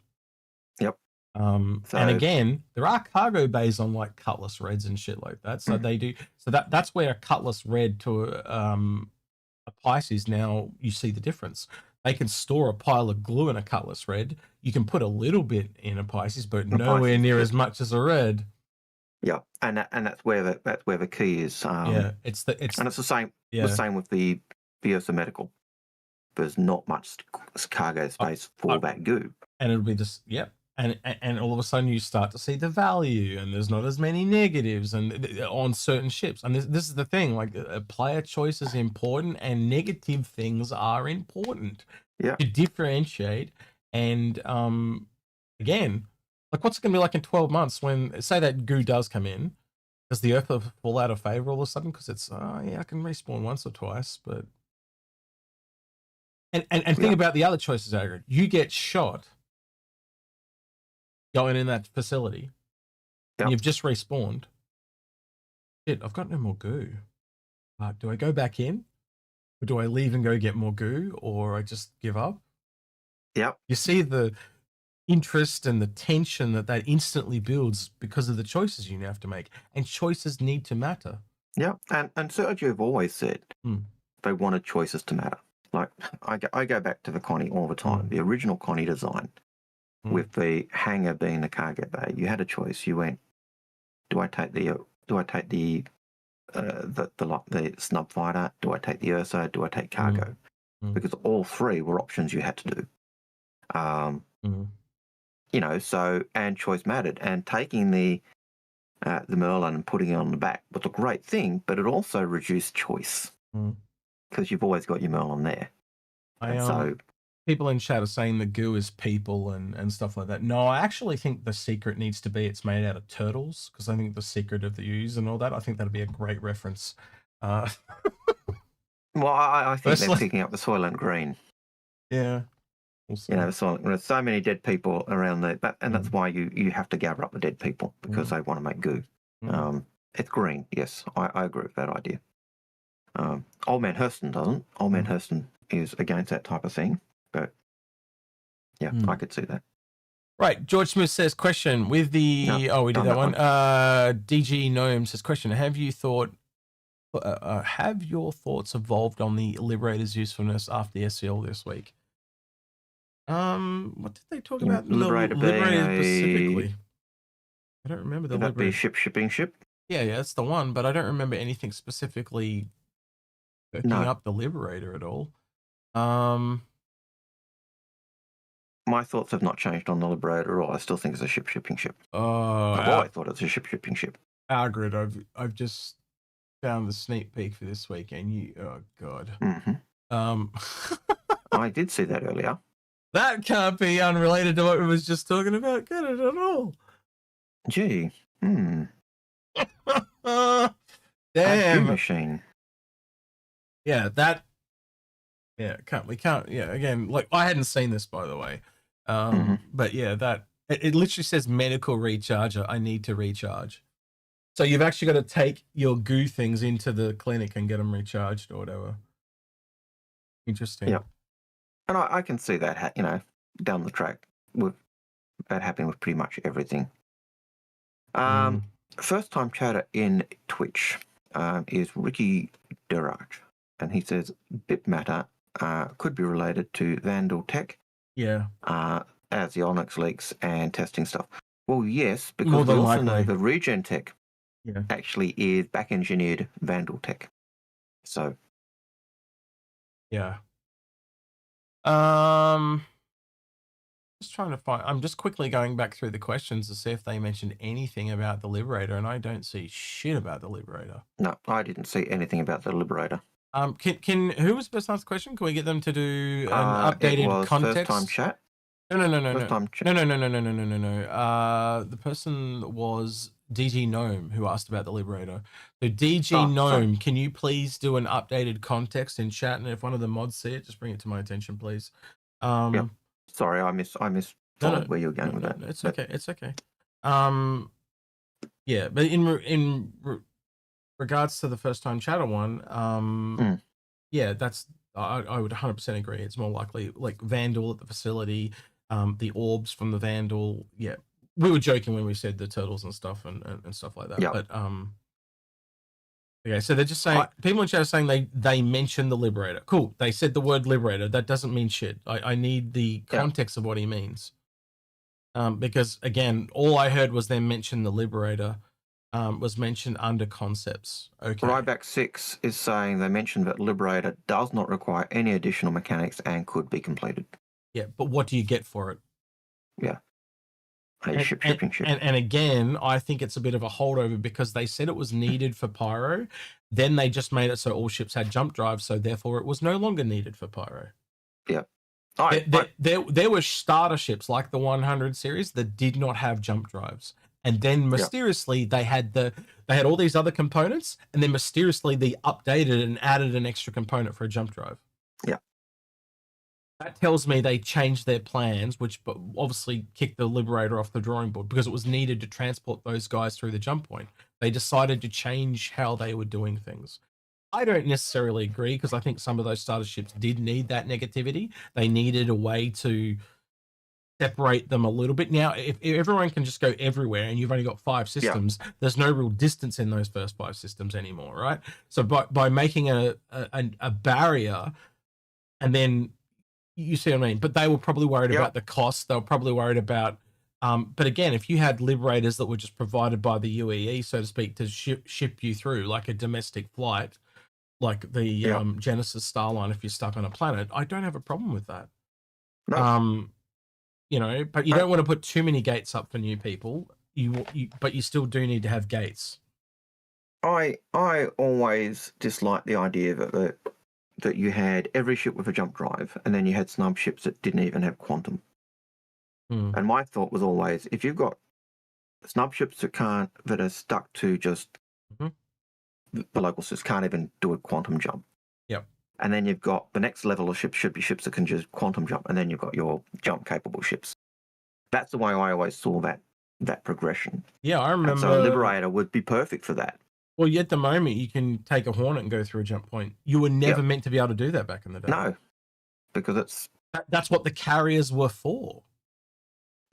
So now you start to look at it like what's been like. Is this a temporary change until we get a lot more? I don't know. Yeah.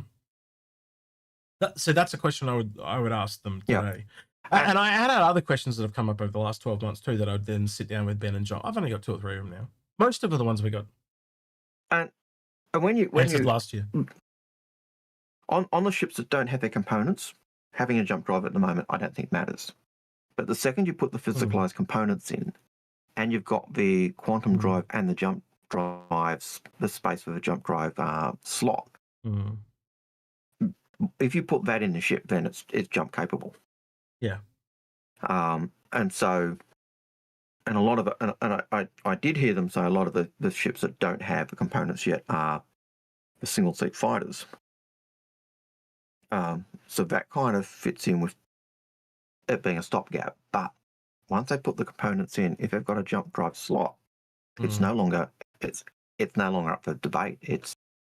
Maybe it's a part of reducing that time to spend in game. It is, when I look at it like that, that's probably what it is.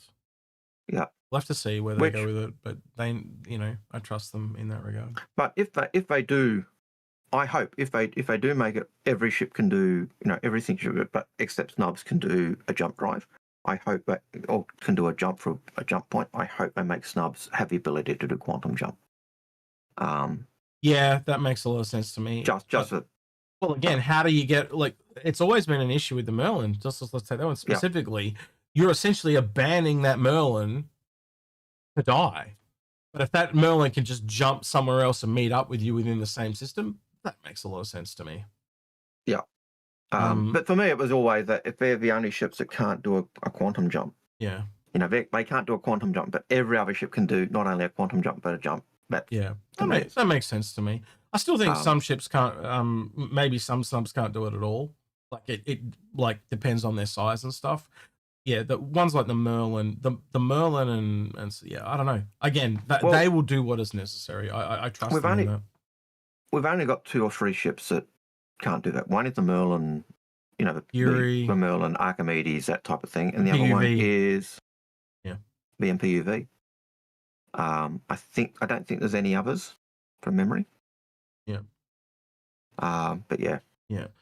So I've seen this question come up a few times, but we're going to hit it. There are people asking about repair, but trust me, guys, I've seen the questions coming. We'll talk about that when we get to it. But yeah, we've got several pages on our list, and we're just going down the order they came in. There's a lot today, so we probably need to get onto these. Social Confused says, do you think that the biomass converter in the Onyx facility is related to the green gel used in medbits? How did you? Well, the mind reader, by this the guy. way, back to the question he asked at 8:06. Yeah. So, yes. So yeah. Shinobi Trip. They hinted on SCL that there is something for the Wolf at the end of the year. Are we thinking that it'll be a $30 weapon pack, lasers like they have done in the past? That's something Algared and we edited back into the show if you saw it this week, because Algared had brought it up, and then someone found it and brought it to your attention. Someone on when we first we talked about the show, the live stream last week, and someone said, "Didn't they do the Quarrel laser weapon?" Yeah, and I went, oh, "Of course they did." Yeah, and I talked to a few people, and a lot of people had forgot it existed. So you weren't the only one. And the reason is it's only on one other ship. Yeah, it's on the Raven, and that's probably the least. Probably CIG forgot, as you said. Yeah, because it's and when they built the P-52, they've got it built around their size 2 ballistic Gatling gun, and they put Clausen Warner Bulldog repeaters on it. Yeah, and so when they do when they were doing the Archimedes, and they're getting rid of the main weapon. Well, we can't put it. We don't have another Kruger weapon. Let's just put 4 Bulldogs on it, and so they lost an opportunity to expand out that range. But it would have been great to see. The other thing is when they say more, it probably means there's another variant coming too. That's what I keep hearing when they say more, and like the really obvious one is a racing variant. Like it's like super obvious. Now. You've made me remember also the 4th. What's it, the ST? Oh yeah. Where John said, "Oh, I made the error and had the wrong slider," but the 4th one does exist. I'm gonna say this right now. Game. If I see another person call it the Zeus status, I'm gonna fucking strangle them. I'm gonna literally reach through the fucking screen and fucking strangle them. You've got to go back and look at the context of the slide. They were talking about the status of the Zeus's in development, not the Zeus ST.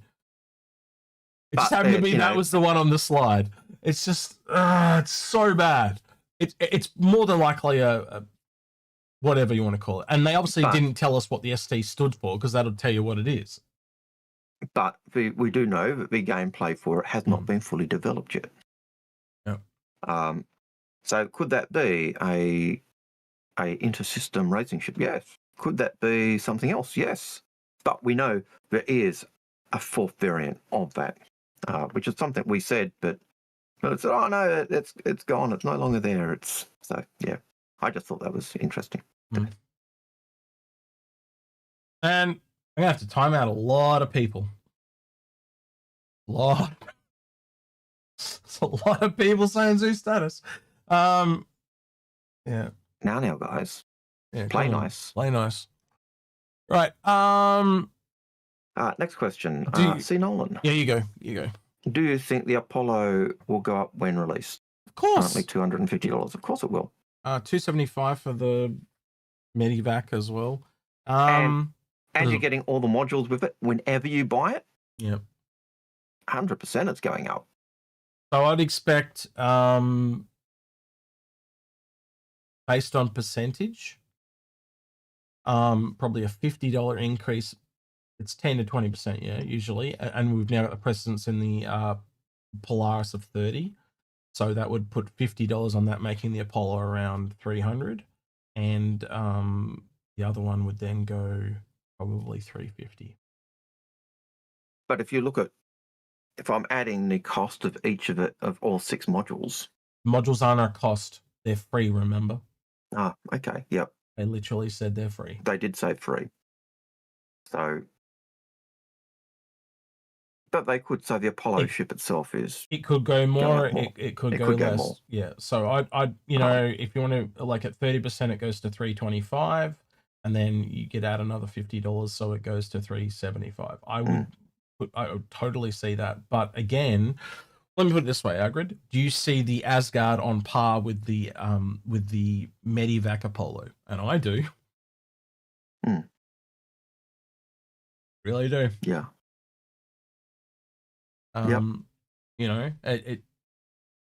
So yeah, we'll see where it shakes similar out. size ships, similar size stuff. So yeah, I could see it being. So yeah, I'd go. So my ballpark would be 300 to 350 for the base Apollo is where I'd put it, and we'll see where that shakes out. But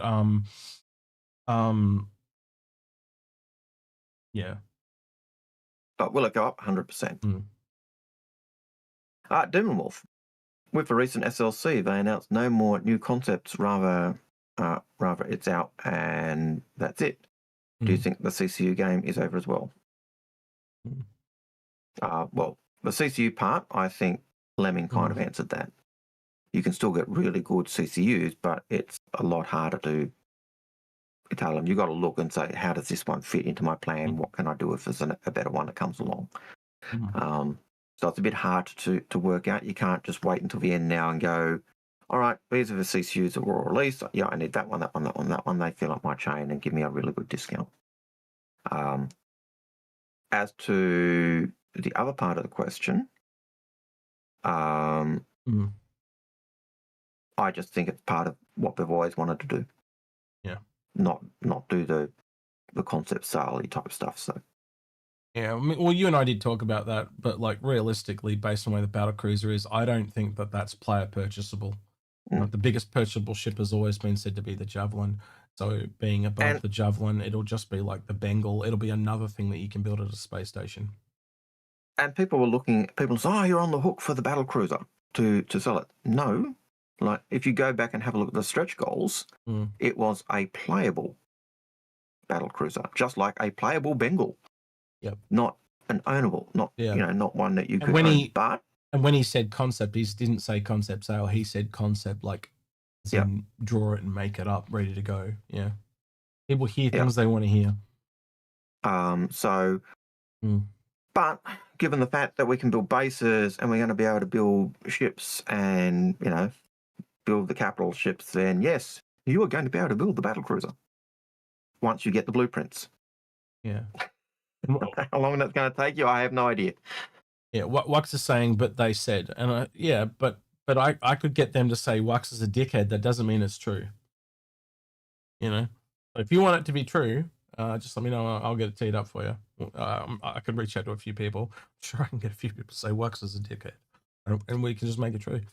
Right, Stimpack Steve says, question, what is the big ship that is coming? They called it in a battle cruiser or something in the latest video from CIG. It's a battle cruiser. Is it the Pegasus? Is that or am I remembering the wrong one? No, well, the Pegasus was different. The Pegasus was the RSI light carrier, which was concepted years ago, and it was kind of, struck. I remember the Pegasus was 2014, 2015. Yeah, it's a while ago. The battle cruiser is in the stretch goals. Yeah.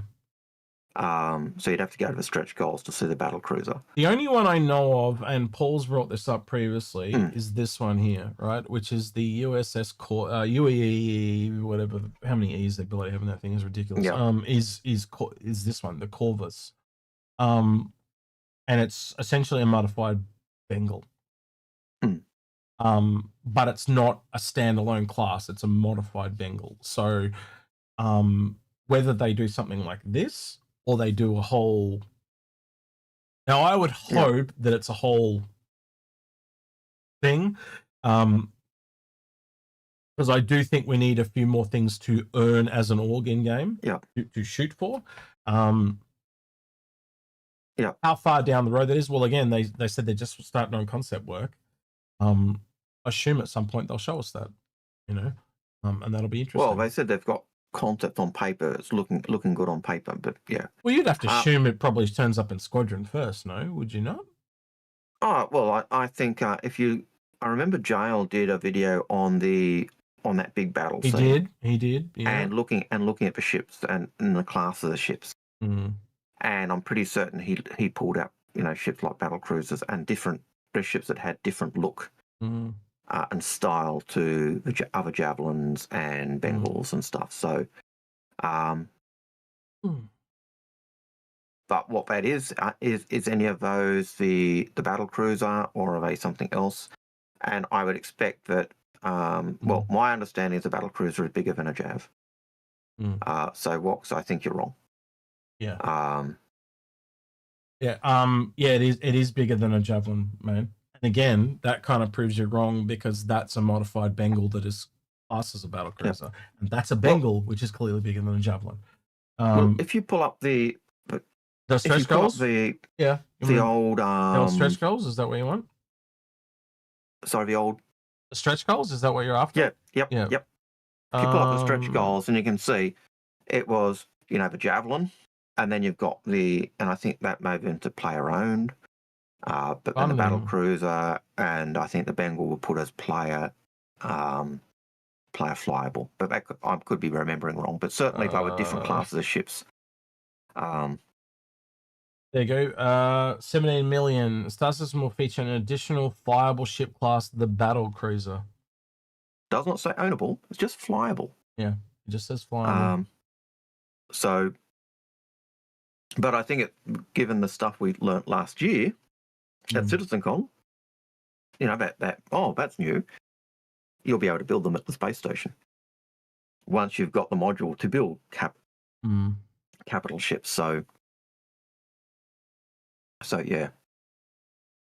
Can I actually? Does he actually mention it? A flyable ship class, the Finnish game, the massive battle cruiser. It didn't say anything else. So yeah. Yep. Yeah. Got some of these posts are old now. Yep. I get scared just looking at them. I know.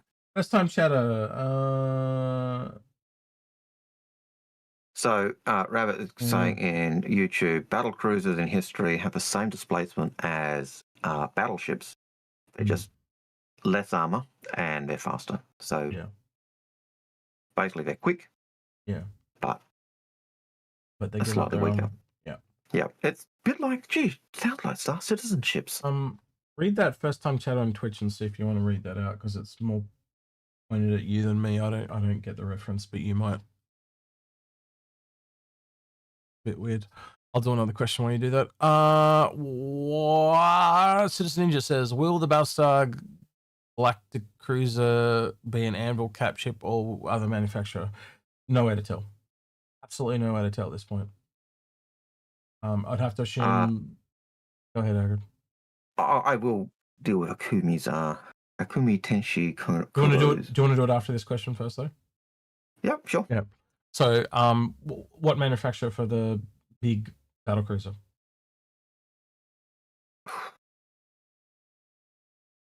I would love it to be Anvil. Yeah, there's just no way to tell. Anvil capital ship has always been promised. Yeah. But a lot of the big ships seem to be. Just trying to think the manufacturers of the big ships. I think RSI is one of the big ones. Yeah.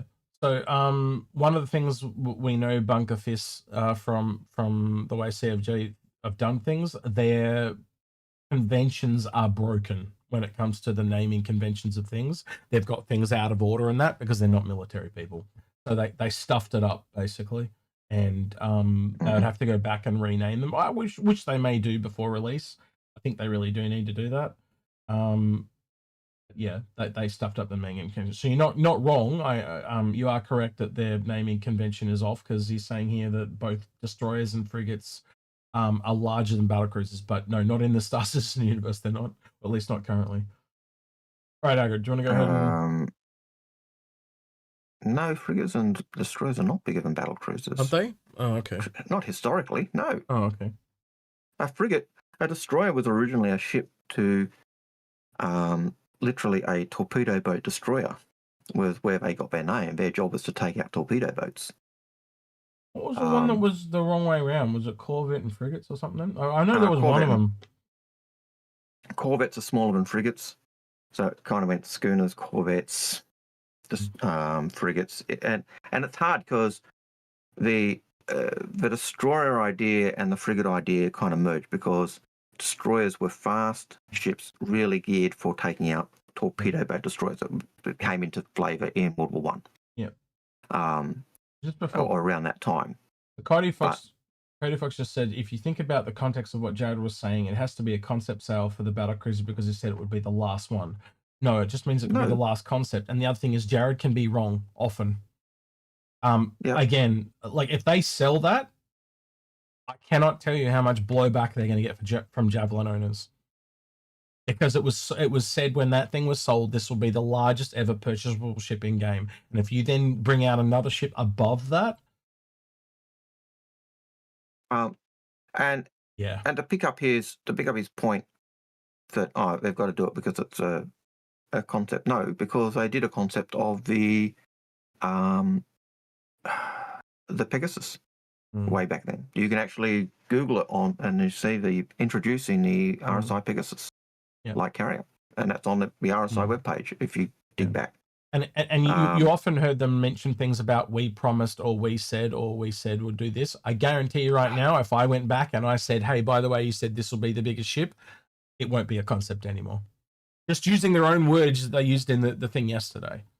We promised this, we said this. So if I go to them and say, and I won't be the only one doing this, you said the Javelin will be the biggest ship that I can ever buy. They would go, oh shit! All right, well then we can't sell it. No, you can earn the blueprint for it in game, and after working your way up the chain, and then you can build it. That covers it.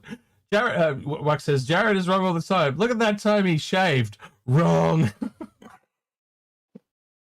Everyone makes mistakes. Me and Algared make mistakes too. Don't worry about it. We're all human.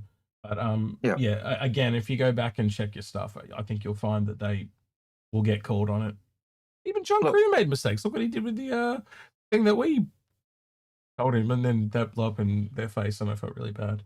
The manufacturing module thing for the Galaxy. But yeah, everyone makes mistakes. Don't worry about it. It's human. Do you want to go back and do the thing that now it's gone off the page, this first time chatter thing? Before we forget it? So they did their announcer. Have you ever exploited starving third world children for your own monetary gain? You will.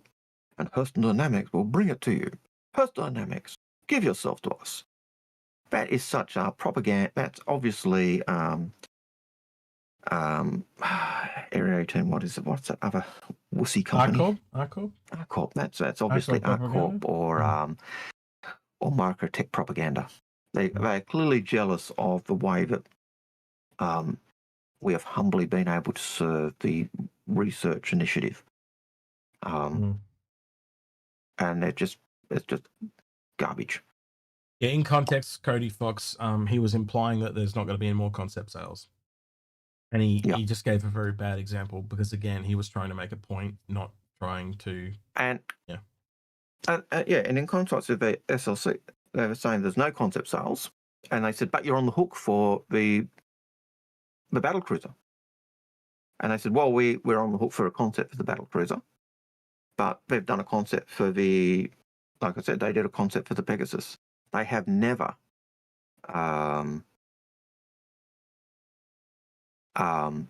taken that view of selling the Pegasus. We've had the concept of it. We've had the concept of it. We've actually had the page introducing the Pegasus light carrier.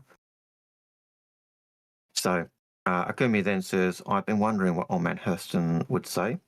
He's sound clipped it now. He's going to have every time someone like in his house he's just going to play on a loudspeaker. Yep. Motivational words from old man Hurston.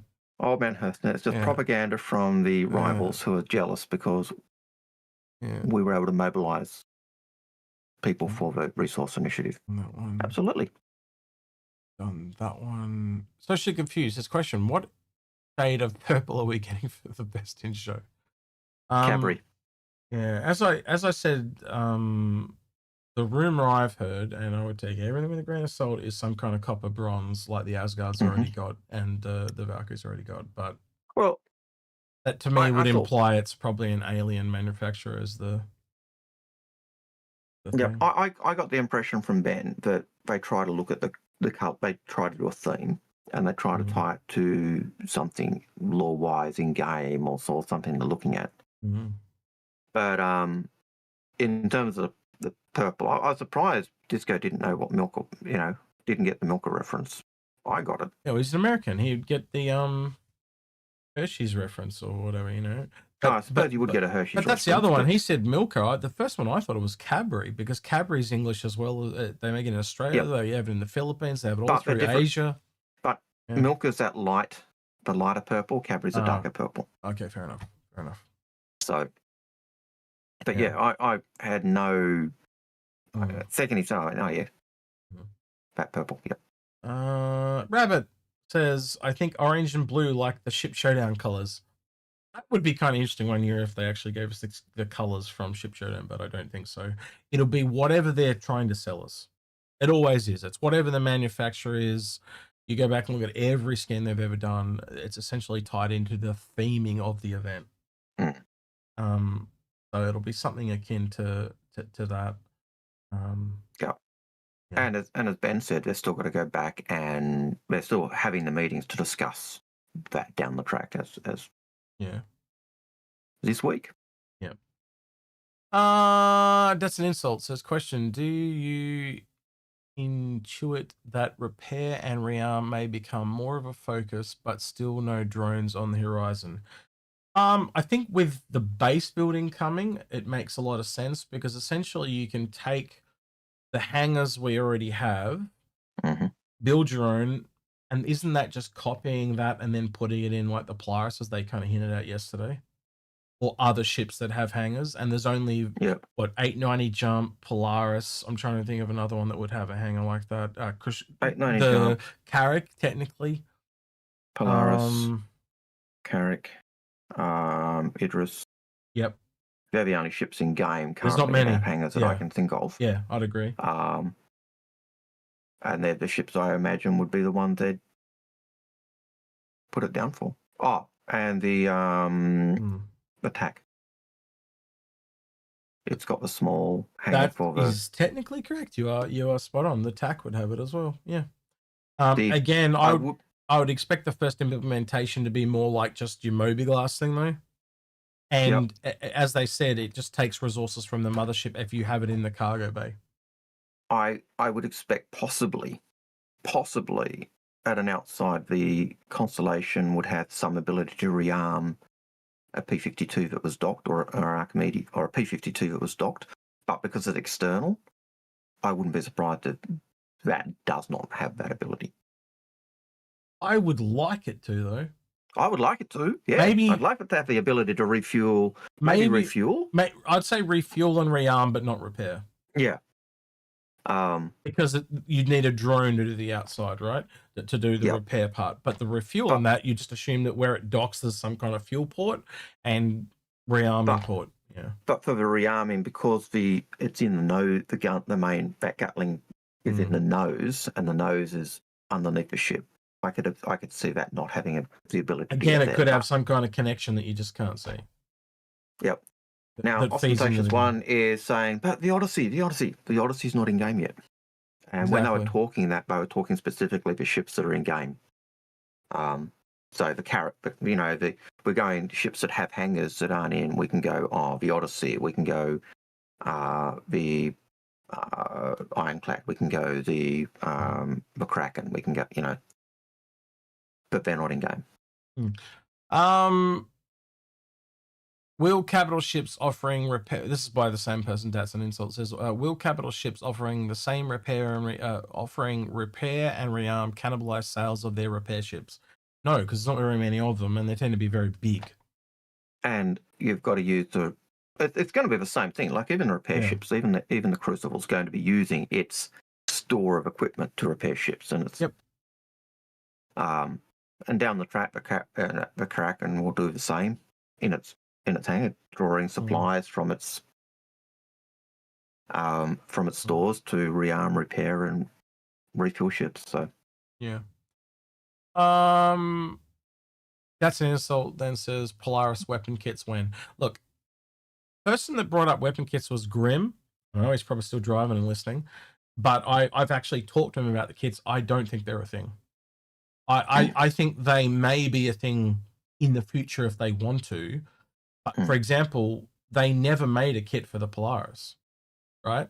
I think the kits were literally just the Idris and those really big capitals that are over $1,000 as a way to make more money when they come out.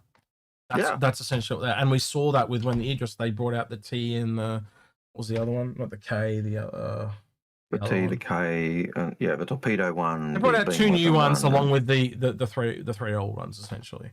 And I reckon there'll be no different for the Kraken and other ships that they want to basically make money on because they go over that $1,000 limit. It's a way to sell something that's under $1,000 to make more money. Yeah, and if you look at the price of those kits, they're the price of a fighter, so it's not small change. I could see them doing kits for the only place I could see them doing weapon kits really is for ships with bespoke weapons, so to give a different loadout. But that's speculation on my part. Yeah. But yeah. Okay. No. Someone just said something that actually is really pointed to talk about that we could have been around here. Robert JT says the Hornet has and Scorpius has a kit. Technically, it's a kit. I guess it's just the verbiage. I'm talking more like capital kits. But yes, your point is noted. They probably may do more like that in the future. But Robert, tell me this. Did you like what they did with those kits? I didn't. I thought they were really expensive and money gouging. I hated them. And I do not want to promote them doing that more. It's different when it's a much bigger ship and those people have already invested a lot of money. I can kind of, it adds value to that large purchase that you've already got. But when you are literally trying to milk a fighter that doesn't really have much gameplay either, and it's already overpriced as shit, that's where I have a concern. Right? As Robert does pick up, when they're in game, when you can buy them in game, they're great. Yeah, when you put them in game, that's totally fine. If they make those kits and they instantly go into game, that's what they should be doing because it adds value to those things you paid way too much money for. Yeah, I have no problem with. But selling them, that's where I draw the line. Yeah. The selling of that shit and the bundling have been the two big no-nos this year. While we're on that, just really quickly, Algared. I did make a post on X about this, or Twitter, or whatever you want to call it. Why are you doing that? Bunk of his does say, and related to the kit stuff, isn't the 300 series kind of a kit with the customization you could do? And I suppose in a sense it is, isn't it? It's just not called a kit, though. But it's not called a kit. Again, where did I want to go? To the shop. So what I've noticed, though, is they clearly are not selling as well as they wanted to because they're getting cheaper every time. They went from $30 to $27 to $25, and now they're down to $23. So if we just keep ignoring them, they're eventually going to get cheaper and cheaper until they fuck off. And that's what I want them to do. If you're going to sell a patch bundle like that, you can just get lost. I will never buy one. Sell them separately, and then when you sell them bundled, it's a discount. That's how it should be. Not this exclusive pay me money, too much money type of thing. $23 is that's in the neighborhood of a full price indie game, and you're talking about 3 skins. And by the way, now we know how the skin system is going to work. It's not the armor. It's just you get a copy of the armor with the skin on it. Because you could literally find it naked in game, like a vanilla version of the armor.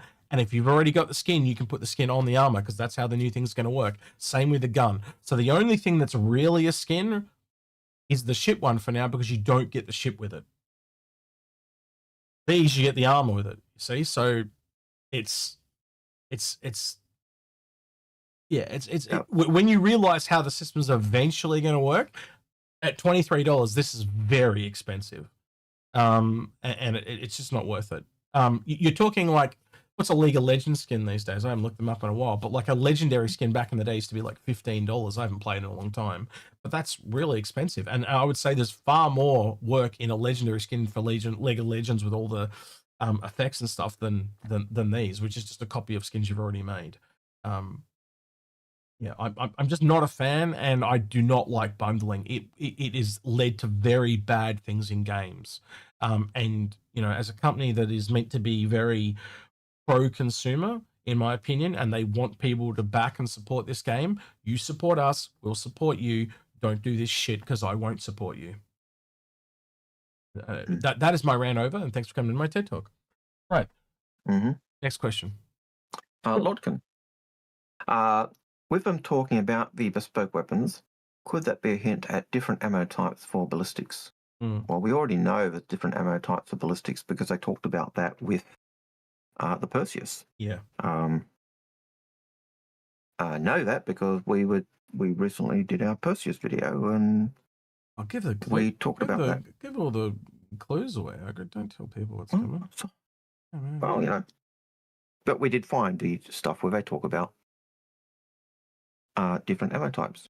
We did. So, and they've talked about that numerous times in the past. So yes, different ammo types for ballistics, 100%. AKA says, gents, when do you think we'll get org tools? What do you expect for the permission system for ships, bases, etc.? And thank you. I agree with you with exciting times with all the progress.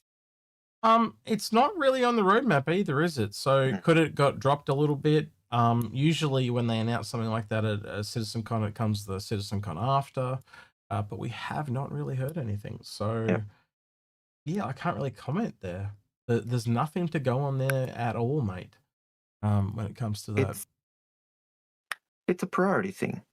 Yeah. Well, what's more of a priority? Base building, engineering, and scanning, or org tools? And I would say the gameplay. I'll take that every day of the week. And I know org tools are desired and wanted, but at the moment you can form your group, your party group outside in the menu and then all poured into the game. And if we're in a group, we can go to each other's hangar and you can then access my ship and do stuff. So in terms of what can the org do stuff together, yes, they can. Can the org do everything in game at the moment together? Yes. So I don't think it's a priority. I think it's not a priority. So it's off the table at the present. Do they intend to do it? Absolutely. If something had to drop off, yeah, I would say it would drop off. I still say there's a team working on it, but it obviously requires a lot of UI as well, much like the inventory rework. And we know the UI team is one of the most busiest teams in the entire company, and they're very small. They probably need to get a couple more people, but they don't just grow on trees. As Helipire says, the org tools are probably also tied to the overall social UI. Which is the inventory. Yep. Which is inventory, and also and even tying it back to Spectrum. So yeah, there's a lot to do with it, and I don't see it as a priority for gameplay. Yeah, at present. Starraven, did you guys catch John mention that the Odyssey does not have any gameplay blockers? Is ship refining done? I don't. Okay, so you see it as a refinery ship. Me and Algared see it as an exploring ship, like a survey ship. And again, because they've been working on the scanning stuff, I think that implies that that's why he's saying there's no more blockers, because the scanning's coming. That ship was so missold, it's not funny. And Algared and I will rant about it for hours, and we have done. But yeah, they sold it as a refining explorer, but really it's a survey ship, is what it is. I don't know if you want to add to that.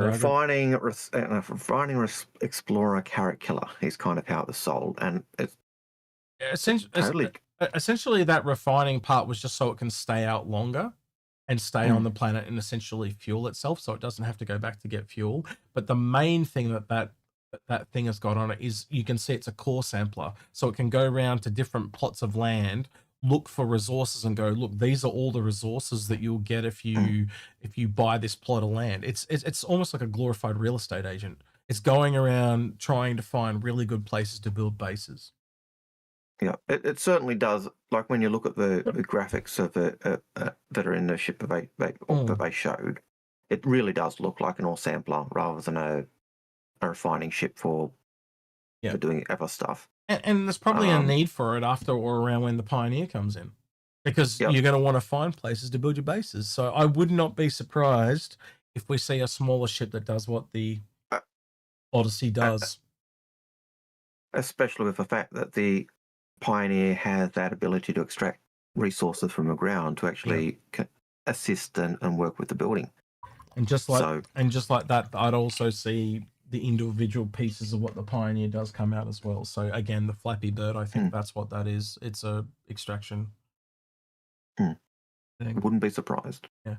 And we know they like to do that because it basically you can independently test that gameplay system and then put it in the game, rather than going, here's one ship that does 10 things and oh shit, then none of them work. If you split them up and break them into small little bite-sized problems, they're easier to solve. 100%. Aaron Moore, is there a real need for either of the Apollos?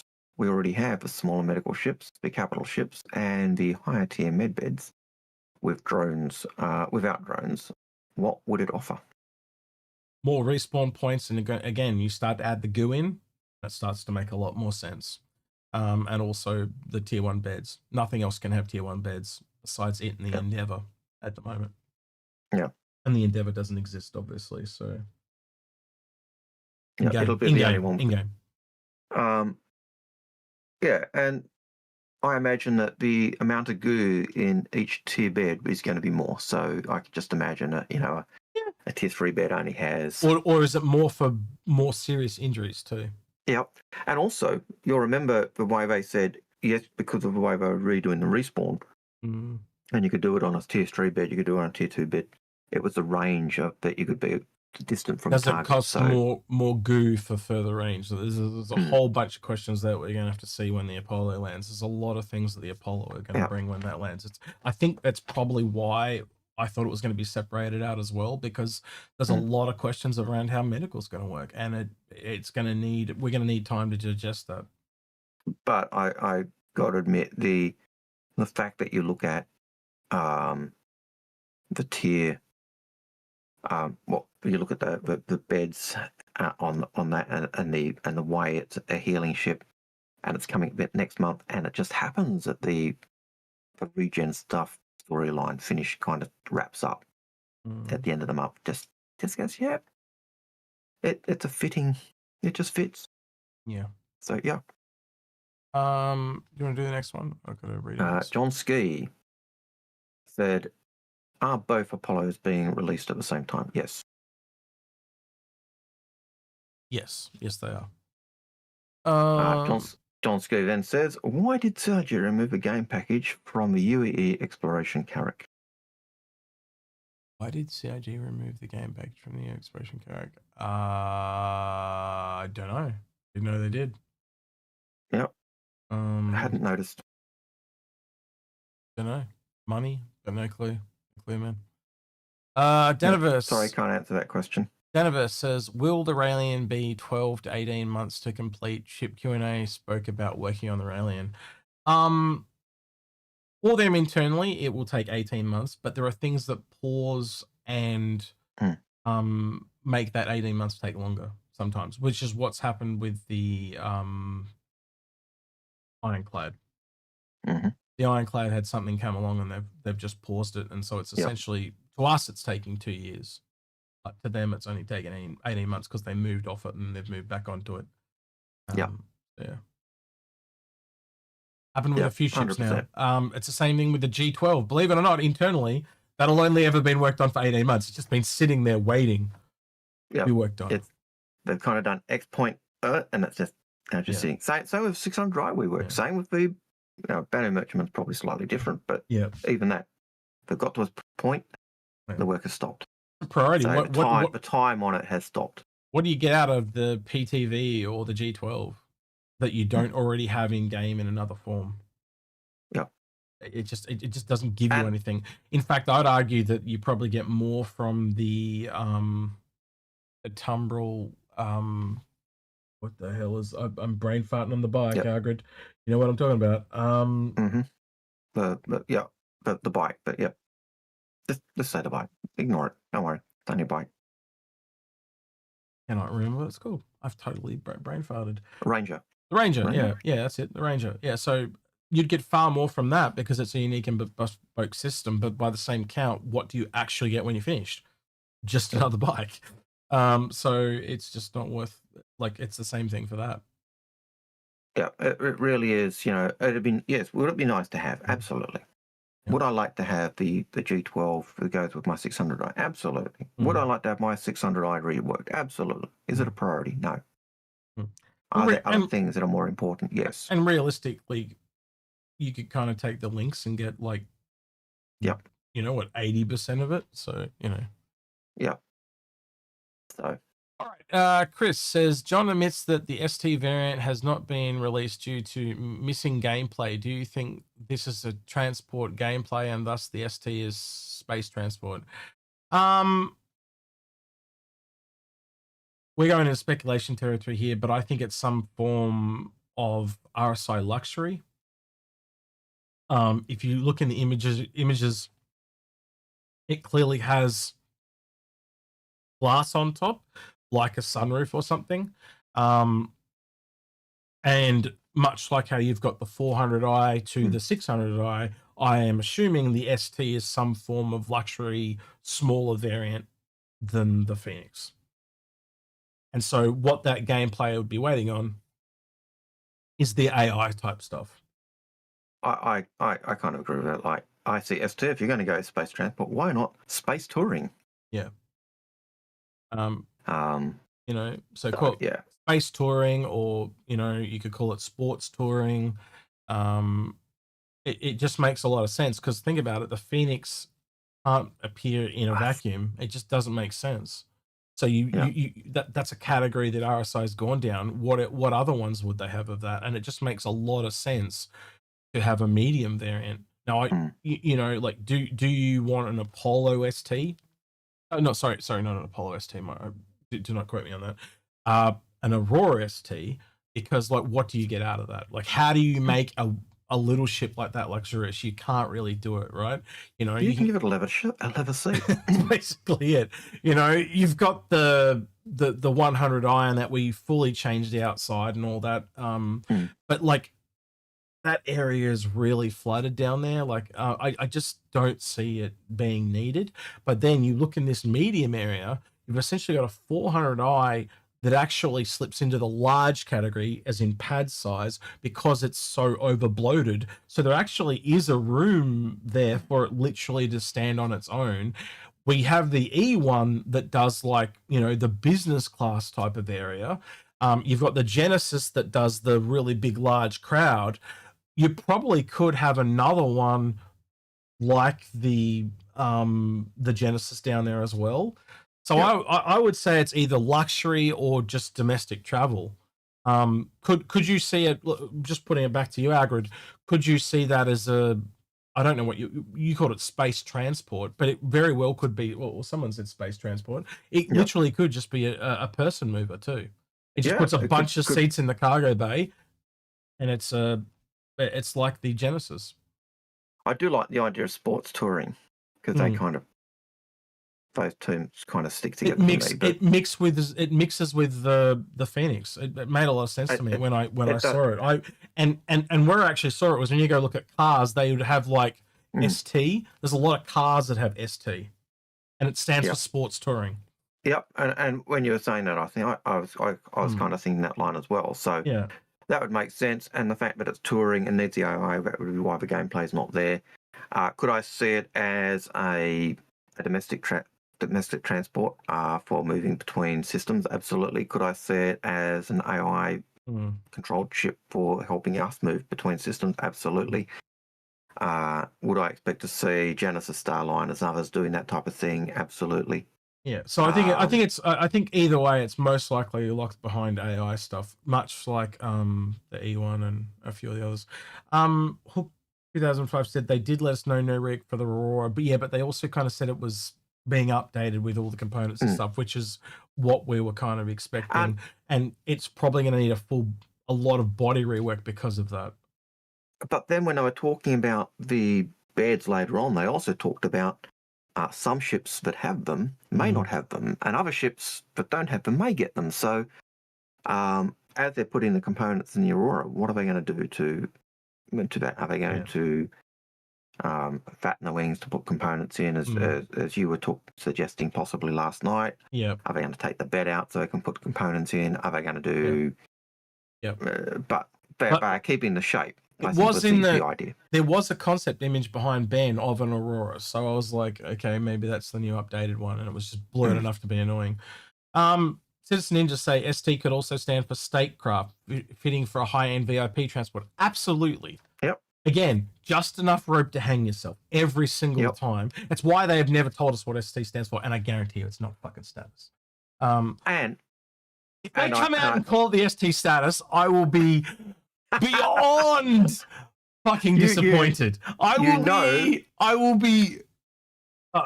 be beside myself. I will have a mental break. I will go insane. It's a status because it's luxury, but it's I could see them doing it just to mess with you. But I could too. Yeah, I could too. But yeah, I could see it being any of those types of ships that, luxury or otherwise, but it's clearly the gameplay is not there for it. And I think being a passenger transport and needing AI for that. Yep. So Cody Fox is saying that he found the time span where Jared talks about the Craddock battle cruiser and all that. Yeah, but as I said, Jared can be wrong, and I'm telling you, if I go back and do my research, and Algared will vet me on this as well, they've literally said the Javelin's the biggest ship you'll ever be able to purchase. And they mentioned several times in the episode, we promised this, we said this, blah, blah, blah. Well, they've made those promises to Javelin owners. They're not going to turn around and break them. So again, in context, they'll never sell it. Yep. If they sell it, there'll be so much blowback, it would be not funny. Because the other thing is, when you're talking a big ship like the Javelin that costs like $3,000, it's not the type of thing that you can just melt and buy another one. Right? Because you've got to go through the F5 war. So you're basically making all those people that have spent a lot of money really want to upgrade to the bigger one, but they can't easily do so. And it creates a lot of problems. And they'd need to get, they can't just get the... You would agree with me, Algared. The people that brought the Javelin would be most likely the contenders to want to buy the battlecruiser if it was larger. I think so. They'd be the type of people who would have had the cash or otherwise, and they'd be the type of people who'd want to melt a Javelin to do so, which CIG's not going to want them to do. So you're pissing those people off twice. So they're just not going to do it. Again, they made a promise, they got to stick to it. So I do appreciate that, Cody, but as I said before, I think you missed my point a little bit. But I think it comes into what we saw with, and I said it before, what we saw with the Star Citizen last year, at SitCon last year, with the base building. Yeah. And the fact that you can build a star base, and the fact that you can put a module on to build capital ships. Yeah. It'll be a ship you can build as a capital ship, and you'll be able to earn the blueprint. That was my takeaway. So are they going to concept it? Yes, they will concept it and show us what it looks like, because they did, and go back and have a look for the Perseus. Have a look at introducing the Perseus. The Perseus had been introduced as a ship for Star Citizen. It actually disappeared for a while as a ship in the lineup, but it's been brought back. But there was in 2014, 2015, or somewhere around that, CIG introduced the Pegasus light carrier, or escort carrier. So anyway, I'm ranting. This is Hobo. Hobo hanging out in the supporters chat. How you doing? Hello? That's to you. Graham. Hello, Graham. Arrest to Graham. Hello? How are you? Can you hear me? You're very quiet. Hopefully you can hear me. Am I quiet? No, you're totally fine. Algared's just hearing. He's going deaf. Fine. Okay. You're fine with me. Just jack his volume up. Just turn his volume up. It's totally fine. Now he'll be fine. Yep. So who's buying a battle cruiser? Tony Fox is trying to make this a thing. He's like, he really wants to make this a thing. It's like Fetch. No, look, honestly, I think they'll get a lot of blowback if they try to sell that above Javelin owners. Long story short, but yeah, they can't have it both ways. They can't promise one thing and give it, and then yeah. And if they turn around and do it, yeah, cool. But based on my knowledge and Algared's knowledge, that's not a thing. So yeah. I really wanted to buy the Pegasus because I had so many small ships, and I think the Pegasus was much better for putting, a shipping ship. With what I thought the Pegasus, but Grim, send me a logo so I can bring it up on screen so people know who the fuck's talking. Okay. The transparent one. I'll chuck it right in the middle there. By me and Algared. Yep. All right. Yep. It's always nice to have you. Yeah. Tell us about the Apollo, man, because I know you've done, like me, you've done a lot of looking at videos and stuff over the years, but you've spent a lot of time on the Apollo. So, what's your thoughts? People saying a variant. Yeah, I DM that to you. Well, thank you. The Apollo is interesting because we really, they've kind of kept it in its development behind closed doors. I mean, we got that little bit of a peak about a year ago, and now we've seen one or two very vague sort of sneak peeks around the Apollo, and it's sometimes I always think when they do hold ships back and kind of keep their development a little bit behind closed doors, or behind the curtain, it's sort of to make it a big deal. So it kind of makes me wonder what all is in store for when the Apollo when it comes out. But I mean, it's an interesting ship because if they were to make it now, I feel like it would be a Zeus variant. Like if it was a brand new sort of concept, it sits in a really weird place where it's got a very specific niche gameplay loop it ties into, yet there's two variants that both tie into the same gameplay loop. It really makes me wonder if we will see future gameplay or future modules for the ship, but those modules will be tied to possible future medical related stuff. So, for example, cybernetics, right, and that sort of gameplay. We don't know yet, or maybe they've said it in the past and I missed it, but we don't really know yet if the tier 1 beds enable like the surgery mode where you can do cybernetics, or is that a different type of medical bed setup that has, you know what I mean? So like maybe that could be a module for it in the future. I don't know. It's kind of what I said earlier. There are so many mysteries behind medical that when this thing comes, there's going to have to be like a design brief update thing to come along with it. Well, it's the one thing someone had posted on X today. Just hey, excited for the Apollo. Who's getting it? And I really love the Apollo. I think it's a cool ship with a great design from what we've seen. My only thing is, it is a tough buy until I know what shape medical and death of a spaceman and all how that is all going to factor in the future, where it's going to fall, because I'm 100% convinced CIG is still going to have to experiment with it to find the right balance. You know what I mean? So, what about a variant completely outside of medical, like they turn it into like a combat fighter or something? Possibly. I go back to that place on like, it's such a weird size. Well, I guess it's like the 2-player ship versus the Zeus, which is the 3-player ship, in their eyes. They're, I think, somewhat close in size, right? About 10 meters difference. It just fits in this very strange little size category. I guess they could turn it into, some sort of combat variant. It's got a lot of internal space for a little combat ship, unless you did some sort of really interesting bespoke weapon system on it.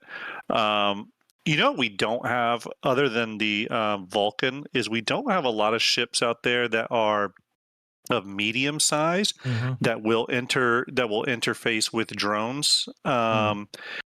from a base building standpoint, we have 2 ground vehicles essentially that will interface with drones. Then we have larger ships like the Crucible, the Carrack, the Pioneer, but we don't have any mediums. I almost wonder if in the future we could get some sort of Apollo that services drones, because it's got a decent amount of room in the back. Here's why I don't want them. I don't know. Right? Yeah. When you have too many variants, it's hard to tell just from a silhouette what a vehicle is, right? Now, if the Apollo has a unique silhouette, that's the ambulance. I know not to shoot the ambulance. Now, if they have a combat vessel that has the same silhouette, you see where I'm going, right? Like that's not good to have.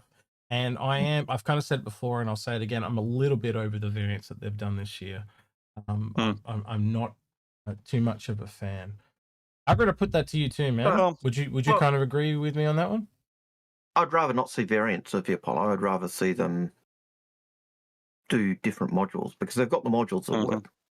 Yeah. So they could put, what modules could you put in? Apart from medical, you could have a transport module. So either side, you've got seats for doing domestic transport. You could do a luxury transport module. So that, so that type of thing. You could do a troop ship. You could do the drone aspect, because it does have. They did say it still has that space for a drone. Right. If they need to, they can bring it back later on. Which means it probably has the servicing arms that grab the drones or what have you. At the moment, they just said it's got the space. They didn't say they've got drones in That's it. true. But that still puts the ambulance ones in jeopardy. But it does put the ambulance version in jeopardy, because it then becomes a target. The second you make it give it other combat related aspects, that puts the ambulance in. Even anything of value, it puts it in jeopardy. If you made a cargo variant, it would put it in jeopardy, because then people go, "Oh, does this have cargo on it?" I would hope that people would be scanning ships to see whether they're worth attacking. Well, we're going to see that, like is going to be pirates doing like a goo extortion racket. Like, is this going to be a thing? I can imagine if you've got variants of ships, any pirate who's looking to hit a target is going to scan. If they're able to scan the ship and does it have cargo that's worth my while risking getting damaged? Yeah. Does it? If you're not doing that, or due diligence on what the ship is you're facing, I can see that just being, in the end, it's a bad business, because you either take out ambulance ships and get really bad rep with everyone else, or you're going against ships that end up being, oh crap, this is a torpedo bomber and it's now shooting torpedoes at me and doing damage. So but I would like to see different modules rather than different variants. That'd be where I'd go. Yeah, and the Apollo, like several other ships that have come up recently, for its size, is kind of expensive compared to ships of comparable or even slightly larger size that are coming out more recently. Again, I use the Zeus as an example. I think the Zeus CL, the cargo variant, is like 175 or something like that. But the Apollo Triage, which is about 10 meters shorter, not that size totally counts in every price consideration, but it's 250, I believe, if I could be wrong on that. But so there's a big price difference there. So it almost puts the Apollo in this weird area where if they did make it a cargo variant, for example, then it kind of carries less cargo, but it costs more money. You know what I mean? So so I almost wonder if they did make a variant, it would have to tie into a niche specialized gameplay. So like scanning and survey, something to like, make that extra you're spending worth it. Yeah, it's essentially a medium ship that you're getting for the price of a large. I don't know if you've seen this website. There's this really cool thing called Hangerlink, and you can kind of bring up and see what they look like. I've seen the guy. He's a bit of a dickhead, but they need to put a little effort into it. It's rough. Rough around the edges, but it's fine. I'm disappointed that they've still got a claim. Some bozo. Skin on it, Yeah, of course. Well, okay, the Apollo's 43 meters. Okay, but I'll say this though: it's like Yeah, but it's noticeably wider. It's got way more content in it, so to speak. Like you can see at the front, like they're probably on par realistically all the way through. I would almost argue there's probably more. Again, we'll have to wait until next month, but I'd probably argue there's more work internally on this than there was on the Apollo. Because most of the Apollo is a cargo bay type thing, but yeah. There's a big part of me that thinks, and again, I'm speculating wildly. I don't want to speak for John or Ben or anyone, but there's part of me that speculates they just kind of wanted to get this ship done and off the backlog, because it really doesn't. If they were to make this ship now, it wouldn't be what we're seeing. It would be something more like the Zeus that does have variants or variants that can be easily made. The Apollo seems like a little bit of a holdover from how they used to think about ships. I just don't see them making this ship nowadays, but it's there. They've got to get it done and get it moved out, so they just did. And then again, them sort of semi-removing drones from it for the moment, it just sort of seems like, okay, what's the lowest common denominator we can make this ship right now? I think it's got medical tie-ins. I think it's got medical gameplay I hope tie-ins. so. I think it's really the way that they built the whole regen crisis around it, that means they planned for it. I will say, kudos to CIG. I do think giving everyone all the module variants for this is an awesome move. So, hats off to them for that. I think that was a great thing. I think that the drone aspect is dead on this ship, to be honest. Yeah. Yes, they've said, because when they were talking about the drones, there's less space for a drone, but they've still got space to put a drone if they decide to come back to it later on. We kind of me saying it's dead, and the simple fact that they said the gameplay for medical, when this was made, has advanced way beyond it. We've now got tractor beams. We've now got this. Kind of implied that drones weren't really needed for the current gameplay version of medical. So I don't think the idea is to have drones, and that's also why they're giving us all the modules, and every person who ever buys an Apollo medevac will get all the modules. Again, if you take those six modules and kind of chuck them into the price that you've already got, kind of makes a lot more sense. If you do it that way, right? If you do it backwards. Well, that's a good point. That's a good point. Yeah, that's a great point. Yeah. But I've always thought the Apollo is a cut down Connie. I love the lines of this. I love the way it looks to me. It looks like a Connie that's been had the middle chopped out and joined together, and it's had two of its nacelles taken off. It's a Razi. Yeah. It's a Connie Razi, and I love it. But yeah, it's. Let me ask you this then, Algared and Execute. How do you feel that the current price point of this ship, considering it will, as we assume, go up a little bit when it goes flight ready next month? How do you feel the price sits for this ship? I guess it does have the tier 1 bed options, but how do you feel about the price? So we basically said most ships go up 10 to 20%. So at 250, it's probably going to go to 300, but we could also see it going higher. Yeah. So we reckon 300 to about 350, 375. That was broad. I'm going to be honest. I'd probably say 300 to 325. If it's more than 325, I'll be a bit disturbed. To be honest, but I could see it going to 30% because we now have that precedence in the Polaris, and I'd be willing to bet money we're going to see it in the Perseus. But we are talking about the triage version, not the medevac. The triage is the cheaper of the two. This one's the more expensive one. And I could see down the track different modules, because they were saying the module thing's working. They could put other modules in. And we're not talking to Retaliator. We'd do the different modules, and ships that have modules that the gameplay's not there for. John said we're probably not working on them anyway, but. Look, what I can see them, I hope not. I really don't. I don't. Like, there's so many things in real word terms why you don't stuff with ambulances, because that's why they made that whole Red Cross thing. So they stood out and people didn't attack them and stuff. And it's going to be no different with this. You're going to want this to be out of harm's way as much as possible. Out of all the ships that shouldn't have a variant, this is it. And yet, well, look at the Cutlass Red. Think about all the things we talked about on the Cutlass Red. The problems that was always going to have. Yep. It's exactly the same problem. If I look at the real world, I see M1, the APCs with medical versions. I see Australian Bushmasters with medical versions. I see pretty much every vehicle. Yep. Every but also transport having medical in the real versions as world, well. you are close enough to see it. When you're in a spaceship, what can you read in a spaceship? The only really thing you have is the silhouette. Yep. Because of the distances I'm talking. Yep. So that's my concern. If you're going to have like the most dedicated kind of ambulance ship in the game, I know where you're coming from, and I can totally see what I'm saying is most likely incorrect based on the Meteor and all the other popular ship hulls they've done. They know how popular this hull is. Yeah, they're going to take the opportunity for cash. I can see it, but I disagree with them. I think it should be left alone and not touched because of the ambulance. I think the ambulance idea does make your target. Robert JT basically raised the same point. You've played MMOs. If you're doing combat with a Zerg in an MMO, what do you target first? The healer. The healer, yeah.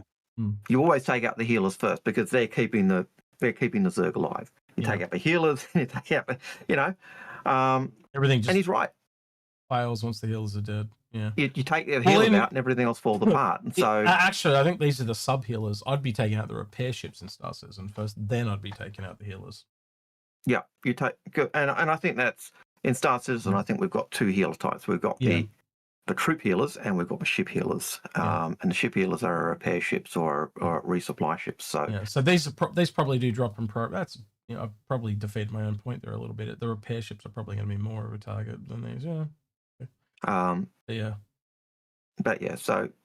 I'd love to see variants. Not variants, but different modules on the ship, just because. Modules are working. They've got them. As John by said. By the same token, though, Algared, shouldn't we be motivating them to do them on other ships as well? Yeah, we should. Every ship that's got modules like the Caterpillar should get it. But that's the thing. Sorry, go on. Oh no, go ahead, Algared. Go ahead. I was just going to say, but the thing that they can do now with modules is if they've got, they can do transport or cargo or what they can put those in and they can develop them. They've actually got that working. That was probably the big takeaway I got from that and the modular stuff when they were talking is the fact that you can actually get them. That the modular is working now, and if the ships don't have the gameplay for their modules, it's not in yet. And someone asked about the Retaliators modules, and they said, well, the only two that aren't there are the troop module and the living module, and they're not a priority, really. It's nice to have them, but not a priority. And the other modules that he said he'd love to see is a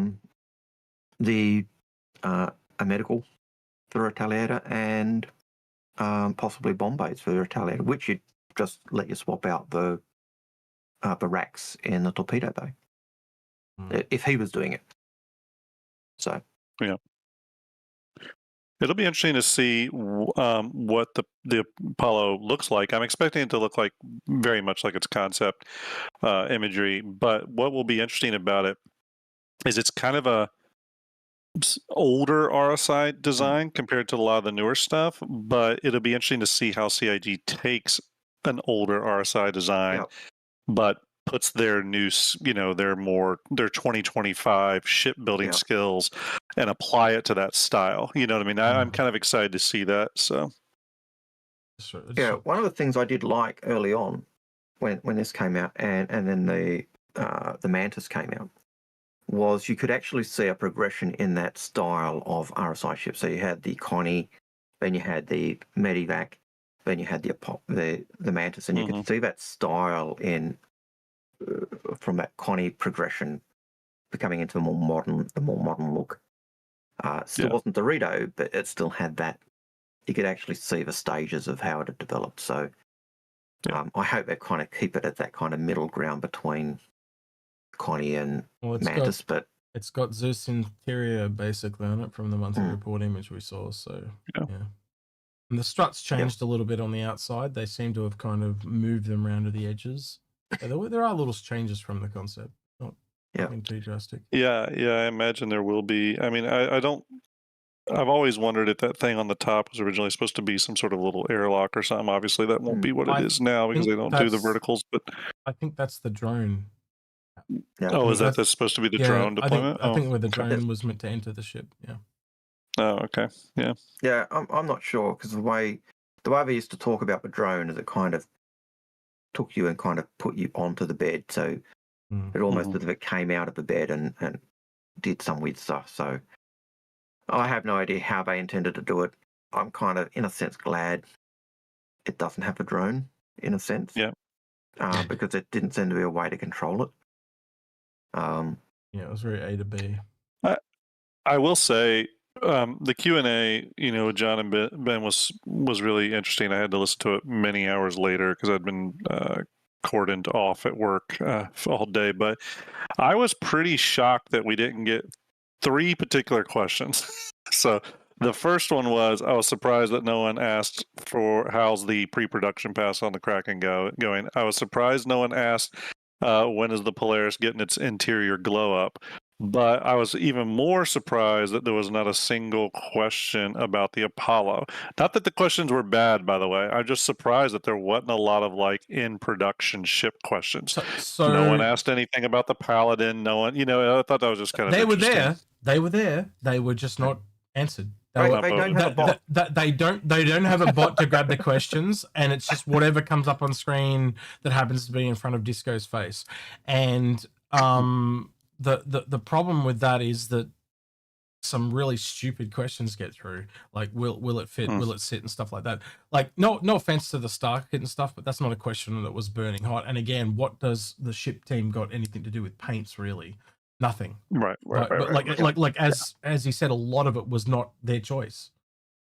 I will say, I will say, we noticed that Ben had Star Jump poster on his wall, but we noticed it was lit up, and we were like, "Oh, did he put that in like a backlit frame or something?" It turns out it was on a screen. Yeah. I was going to say he's either got it on a screen or it's on his window. We've seen his office, and they've got really cool couches in their offices, by the way. They do. These really cool. Envious. They're like massive, big English flag. Nice. And they look awesome. They do, mate. Yeah. But yes. Yeah, there was a lot of good questions asked, just not answered. And you know what it's like when you're trying to do a stream and you're catching the questions that they can't. Oh yeah. Either you can't catch them all, or you're doing them very briefly. The thing that our bot does for us is we can just take our time. Yeah, and obviously that we have, in pretty short order, we have 2 of the biggest Star Citizen ship sales of the year coming up, and they're probably obviously keeping some stuff pretty close to the vest. So absolutely, absolutely. Yeah. So I did have a question for you, X. You put the wolf on the Star Jump. Why did you do that? That was for Star Jump's benefit because he just added it to the game yesterday. Oh, okay. It was Slack. Just thought it would show work. And the 85X got an update, by the way. We made it look prettier. Is that possible? I'll add that. I will say that I have done the testing for those people who were questioning or making the claim that the wolf does fit in the Carrack. No, it does not. It does not fit. It's 2 meters too long. I actually thought that when I first saw it, and people were questioning it. I thought there's no way it'll fit. It's longer than an Aurora, and the Aurora only just fits. Width-wise, it fits. Height-wise, it did fit. Length-wise, not a hope in Hades. And I tried all angles, and it doesn't. Yeah. So I kind of love this ship. I kind of love the Wolf. I didn't think I would totally be into it. I do like it. It makes me excited for future Kruger ships. I'm not saying the Wolf is like a complete success, but it definitely makes me excited for where they can take that brand. And that's something I don't have for Mirai. I know a lot of people love Mirai. I just can't. It's like I can't find. There's not a Mirai ship that grabs me yet, but I am super excited for Kruger. That's the best part about the game. There's got to be things in it that you don't like. Yeah, and there's got to be a ship for everyone. 100%. Absolutely. 100%. Yeah. Yep. Someone said they've seen 15 wolves and an Idris. I could see that. I put one of them in mine, and it was tiny. I'm starting to think we should probably get Pissball Pete and Expat together because they both wanted the 85X to win, but they. Hang on. So it's the wolf. It's the wolf. It's the wolf. Yeah. Well, we were. Just for Pete. Well, we organised the gladiator, like to push the gladiator, like this time last year. So, them rocking up at the last minute and wanting to do the 85X, I think was a bit funny. It got, I think, I didn't check the vote, but it was like almost 5-1 against the gladiator. Yes, and yes, Expat, we do want the wolf. We do want the Nabo Cruiser. Yeah, I'd love to see that styling. I'd love to see more Kruger ships. I think Ben would like to see more Kruger ships now. So, but yeah, don't worry, we'll be pushing the 85X next year because it's the last ship that needs a skin, and that's just always what it's been about, making sure every ship gets a skin. You know, Expat, you're welcome to come and join us, by the way. The only time I wouldn't push this 85X was to say it came out at AIE and had a skin. I'd just be like, cool, they've all got them. We don't need to push it anymore. Yeah. Can the Gladiator win Best in Show? Well, come in and plug it. I now can't answer your expat going, push it real good. Just the way she said that. Yeah. Push it real good. Yeah, anyway. It's like whip it. But real good, yeah. All right. Got another question for us, Algared. Another question is from Rocket Man. Do you think the hinted cargo salvager will be a mole variant or something new? Cargo salvager? Welcome. What cargo salvager? I think he meant Argo salvager. Oh, hello. Yeah. How you doing? What are we yapping about today? Hey, Sarah John. Hello. How are you? Should get Pete in here. Pete. Not too bad. Pissball Pete, get in here.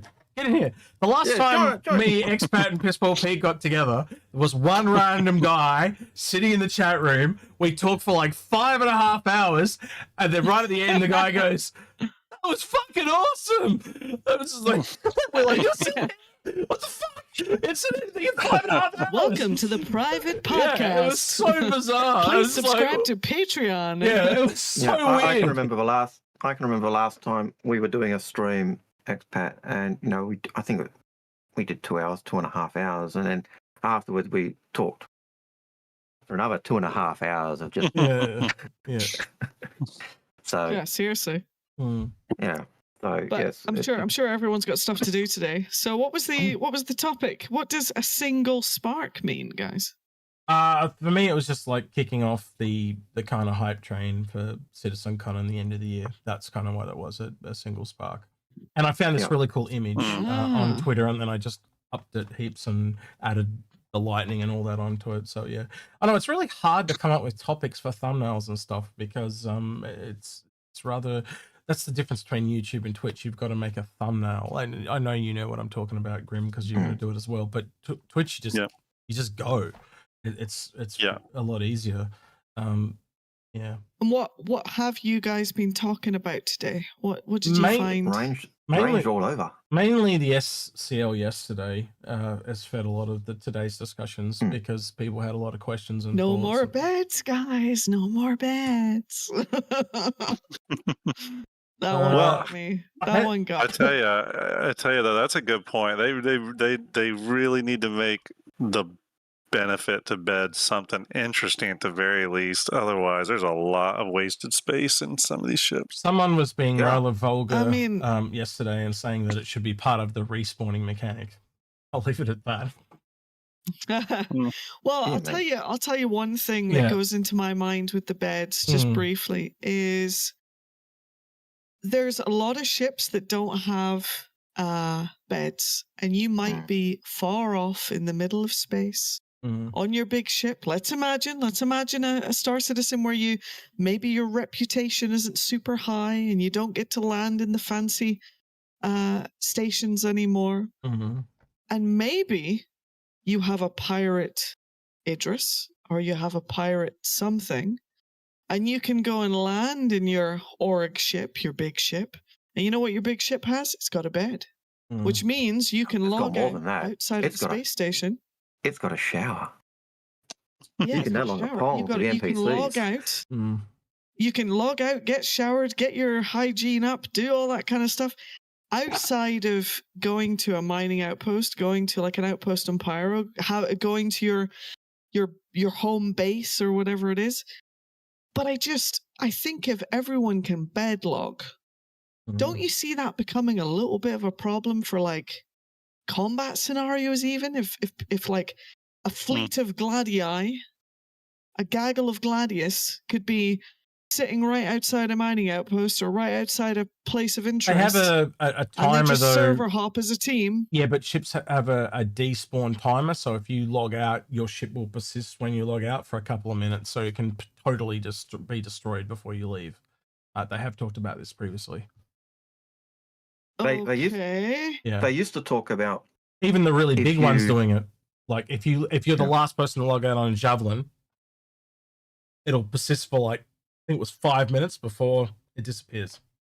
I know on the Kraken, the last thing they said, now I imagine this will definitely change, but they said on the Kraken, if you log out, the Kraken will stay until the last person leaves it. Yeah, not the owner. And I think that'll change, by the way, but that's the last thing they said. But that was the imply if someone boarded it or someone had boarded it, you can just log out and kick them off. That's what it was for. Right. And I kind of think from a gameplay term that needs to be that way. I mean, to be fair, I kind of understand the needing to be able to log out anywhere, even if there's not a bed. I get it, and actually it makes probably the most sense to do it that way.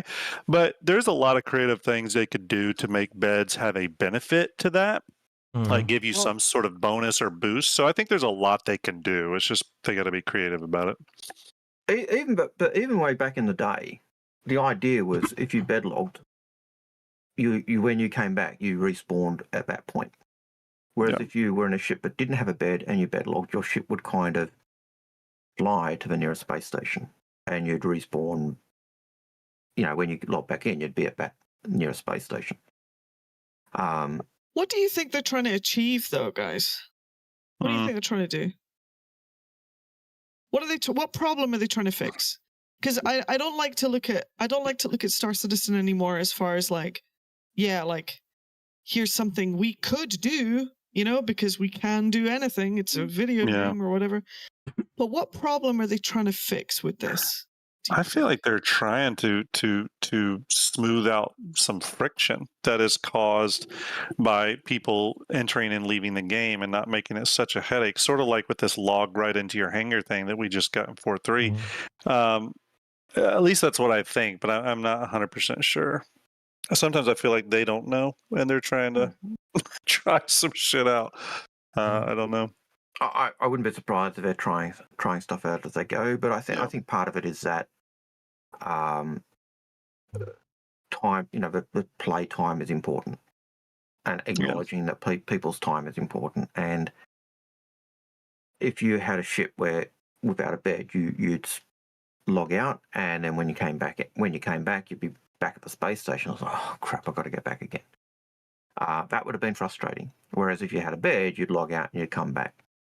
Now, from what I understand, if you log out in your ship and your ship despawns and you come back and you're back in your ship where you were, that enables you to be doing your long-range exploration and all the rest of it and not have to keep going back through the same terrain again. But then it gives you the problem. What do we do? How do we make beds have a value? In the past, it was it gave you that logout ability, and you'd come back in that position. So, but if everyone's got that ability, how do we make the beds important? How do we make all that space on the Idris or the spaces queuing up on the only one freelancers or whatever? You know what I would want it to be personally? You don't need as much food and drink. It just basically removes the need to eat. You can do that instead of eating and drinking. I think that's cool. I think they could also do some more tertiary things, like maybe having a bed on your ship allows you to do cosmetic changes to your character from the ship itself. I know that wouldn't be totally realistic. But you go into a dream change state, hairstyles or you go into whatever, a dream state of what you want to look like, and then you wake up and you look like George Clooney. Yeah, okay, good. Yeah, good. But essentially giving you something that you can do remote and not have to be at a landing zone for. Functionality of the bed, basically. Yeah. Yeah. I mean, I'm wildly speculating, obviously. What if? Okay, here's a wild speculation. Are you ready? Mm-hmm. What if? You know how they were talking about gold standarding the Aurora this month? Yeah. What if one of the designers was like, "Where are we going to put these components?" And somebody was like, "Well, you're going to put it in the back there." And they're like, "Nah, but the bed's there." And they're like, "Oh, damn. Well, do we really need beds? Let's have a meeting. Do we need beds, guys? You know, we need to put components in the Aurora." Well, I think that's a good spot for it. I think it more came from them wanting to speed up the gameplay, and people having to travel back all the time and forward all the time is becoming a grind. They're realizing there's a time sink in this game that's just a little bit needless. And you guys remember back in the day would travel an hour and a half to get somewhere, try and get everyone together, and then just before you're about to start, someone would crash. That was where it started for me. I knew that this game was going to be a massive time sink. Even picking up the thing. Crash recovery. But back then it made it really clear that there was a problem with how long it takes to get places in this game. And it even picks up what Starjump was saying in terms of having that nice spawn in the hangar thing. It saves you 5 minutes from going from a hab. How would you all feel about if beds?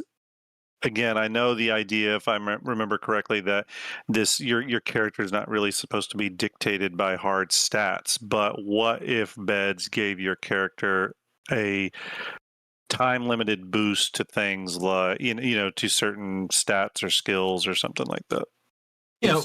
Yeah, so it makes your food last longer, or it makes your sort of like a rested state. In WoW. Well, in WoW was just extra XP. So what would it be in this? Right. It would be just extra gains. So like you know how they've said if you do things like you lift cargo boxes all the time, it would make you stronger. Do you gain that faster? Do you have like physical performance gains? So can I reload faster? Can I shoot faster or whatever? I know a lot of people would be against that too, because I've heard a lot of people talk about how they don't want characters to be dictated by those numbers. But let's be honest, the numbers are there; they're just hidden from us.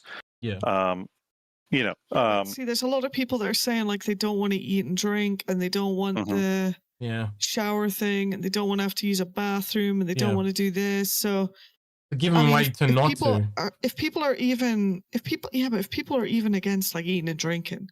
The eating and drinking drives me mental. I hate it. It's too frequent. I don't mind if I log in for a 6-hour session. It is too frequent. Yeah, it's too frequent. If I log in for a 6-hour session and I've got to eat once, like at the state when I'm at the station, but if I literally die because I forgot to take food with me, that is ridiculous. Because again, it's like in 6 hours, that is a full day in the game, right? Based on the quarter of time sink thing. I'm not going to die if I haven't eaten for a day. I could go 3 or 4 days without eating, like in real life. So it's just kind of unrealistic to make me eat. And at the moment, you eat and drink constantly. The survival mechanics, though. This is from someone that's been playing June, by the way. He's been playing June. She's got June on the brain. So you got to take everything she says with a grain of salt. I do like the survival mechanics. They do need to be spread out in time a little bit, but I love them myself. So I do like survival games. I do like the idea, even if you look at the food and the drinks we get now. You drink crews drink it. It gives a plus. You drink it and you get pluses to your food take. You look at what they do. Some are hydrolyzing. Some are give you a boost to your metabolism. Others give you a boost to your resistance to disease or whatever. What you're describing, Algared, is clearly they're pushing for a cooking profession, which is very obvious based on shop ships and stuff like that. It's very obvious. Just on the some noodles and all that type of shit. Like they're going for a cooking profession at some point. Look, it's another avenue that they can find depth in the game, so I'm not objecting to that at all. I think the extent at which it has an effect is obviously going to be, you got to remember, there's going to be certain players in the game who just want to sit in an F7A, never leave the cockpit, and win the game all the time. So, but is that Star Citizen? I mean, you just have to figure, is that Star Citizen? If they're only going to engage in a single game loop in a game that is a space simulation or like a simulation of space, you know, I think there has to be something for everyone. I think people who are doing that really just should be playing Arena Commander. That's really what they want to do. Just play Arena Commander. But in a space game, you want that whole gambit. And if people are just wanting to be a space fighter, they're missing out on so much that the game has to offer. Now, it was interesting when they were talking about beds. You know, some people don't shoot. Yeah, but it was interesting when they were talking about the beds and they talked about you could lie down on the floor.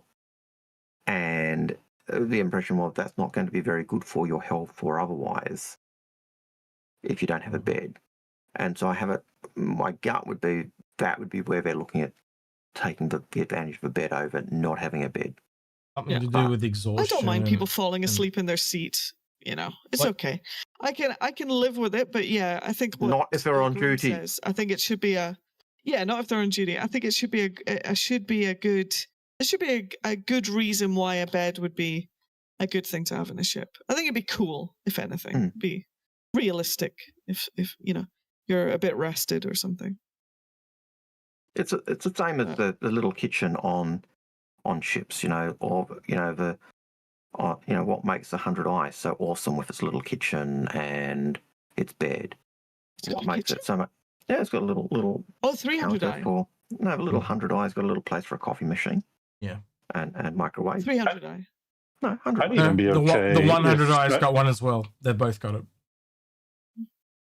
What? I'd even be okay if they brought some features to beds like some of the SimPod stuff. Like, I mean, the fantasy of it would be that, okay, you're laying in the bed in your ship and you're playing some sort of mobile game console. But this idea that, like, if you lay in your bed in your ship, you get access to, like, play Arena Commander right from there or whatever. I don't know.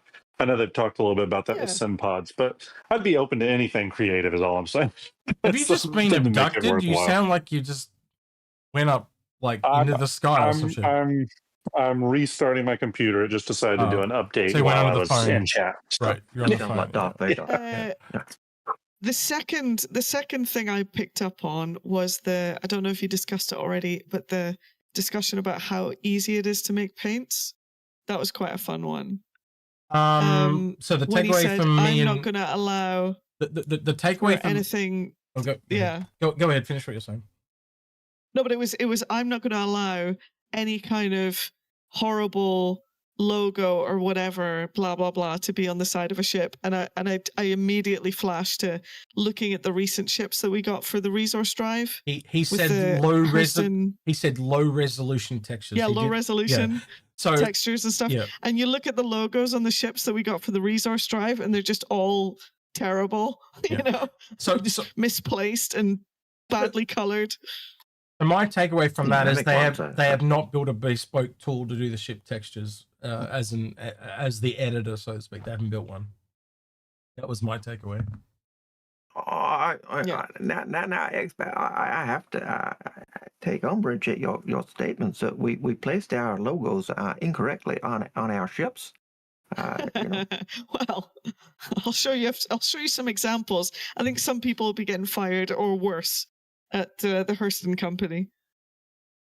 I'm disappointed to hear that logos have been misplaced on Hurston ships and pilots flying our ships. Are you sure they're not, bad, Microtech trying to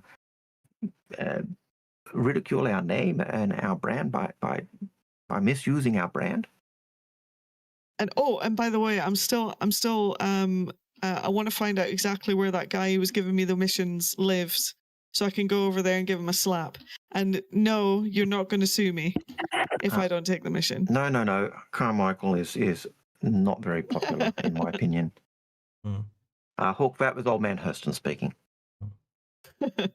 Was there any other takeaways from it, Execute, that you think was interesting?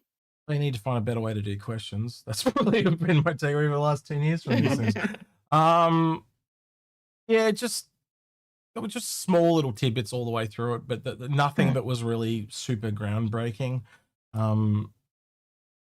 I think you kind of said that yourself, Algared, when you and I had a talk last night. There was nothing that was just like boom, like it was all, especially when you and I went through a lot of things, all the stuff you and I would have logically concluded anyway, or Grim or yourself. Most people that were informed, it already knew the answers to a lot of those questions. There wasn't anything really massive. Yeah. As I said to you, one of the nice things was things that we'd heard from them and we'd been saying. It was nice to hear them reiterated and stated by them themselves, rather than it being, the 12 to 18 month type window for developing ships, for the things not being a priority in the way they did things. The order of doing things would often, you can't do things in parallel. There's often a sequence to the way you do things. So a lot of those things are things we've been saying, but it was in a vacuum of just us saying it without CIG having that voice as well. So, but yeah. But, do you think that the Apollo coming out next month pretty much signals the next step in, was it looting or whatever, tier 2 or the tier 2 system? Like item recovery. Right now we're on tier 1. Yeah, item recovery. Do you think it's gonna move forward to the next stage? I think we're getting there. To bring back people's want to be revived as opposed to respawning, or I think there's got to be a gameplay design document come along with it, because it sounds like there's something big about to happen, sweeping changes wise. Anyway, but yeah, go ahead, Greg. So I think we're on tier 0, and I think we're waiting on tier 1. I think tier 1 could come. I think tier 2 is tied in kind of closely with insurance, so that I think would be held up till we have proper insurance. But yeah, I agree. Well, I don't know. Well, maybe they could bring in insurance for this regen story at some point. I don't know, but I could see tier 1 coming sooner rather than later. Yeah, I think it kind of means no more free respawns, basically, because we're going to use goo. Yeah. The goo, yeah. And I don't know if you guys saw the sneak peek, because I think that really sealed it for me when I saw that earlier today. I predicted, by the way, this goo since I saw the 2 slots in the medical nurser.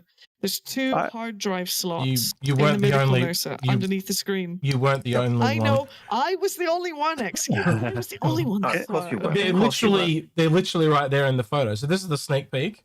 Look, there's the recharging the goo drives.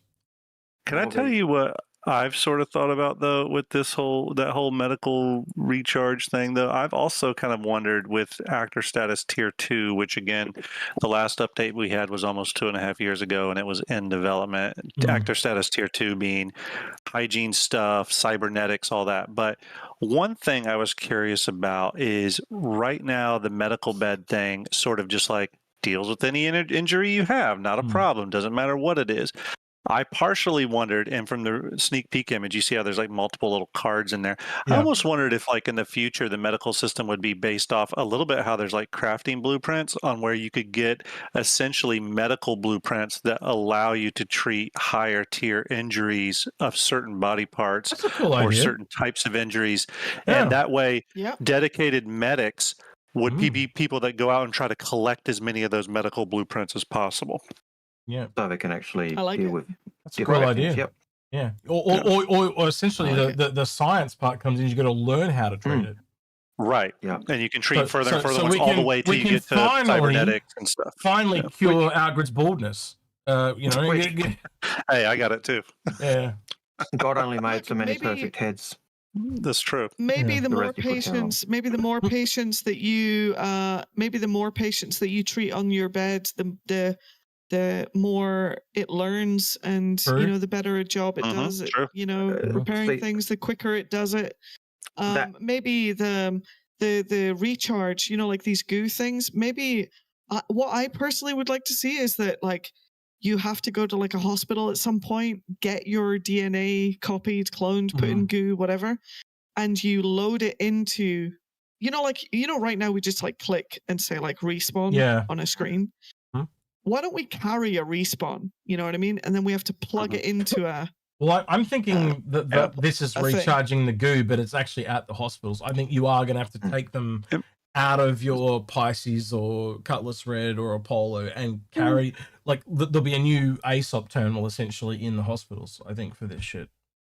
So am I wrong, or I can only respawn like a couple of times, and a big ship could respawn multiple times? Well, that's what we were talking about. Well, the Cutlass Red is now going to come up because the Cutlass Red has a cargo area, so you can store possibly more goo, where with the Pisces, it's only got the internal stuff. So it's going to have far less respawning opportunities over the Cutlass Red. Is that a new medical outfit in that image as well, the sneak peek image, or is that existing? That is from Area 18, actually. That is the doctor in... Actually, the doctor in Hurston. There's a surgeon that you can see behind a desk. You can... certain people who will not be named can get you that armor if you want. Expat only dates the doctors in game. It's a fetish thing. Well, being security, she has to know that. No. It's like Star Citizen Hospital, the ER edition. You hear all those nurse daytime TV shows. She's just living out of fantasies on days of our lives, but in the ER hospital. She's often been taken to the ER. Yeah. Do you think we're looking at a? Do you think we're looking at a hospital here? Is this a recharge station that we're looking at? I think that's what it is. Well, again, do you think this is at the pharmacy? Look at you just buy these? Do you think they just buy these? Look at the back of it, and the way the top of this almost looks like it's got a port. I almost think there's like some kind of water dispenser or something up here for goo, and that's just what this looks like. It looks like some kind of goo dispenser to me. So I think it's like half goo, half hard drive or something like that. I think that's kind of what it is. We'll have to wait and see how it shakes out. But like, what was the line? Someone sent this to me with the line. I think it was Daft that sent it to me. Was it Daft? No, it was someone else. Who the hell sent it to me? Oh, was it Lemming? I have a question for you guys. I have no idea about the modularity of the Apollo. What is that?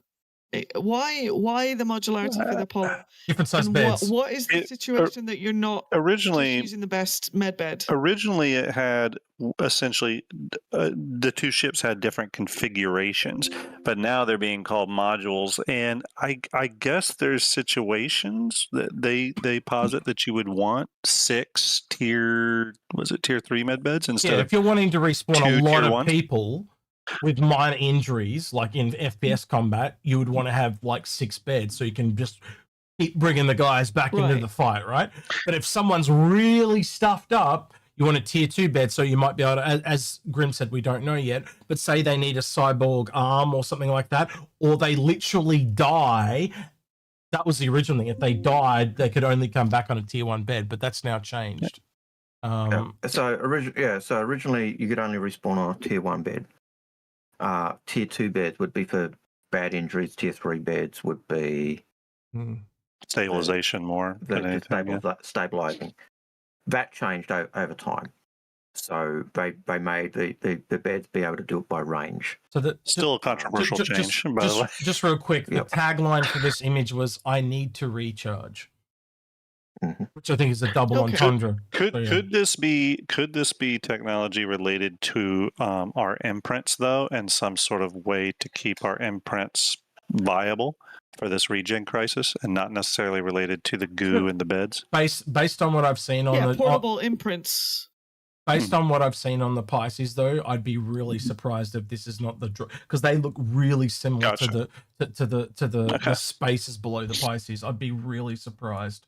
Again, could be completely wrong, but it also wouldn't be really surprised. It just makes a lot of sense with what we're seeing. Do you think that this is going to cost a lot of money?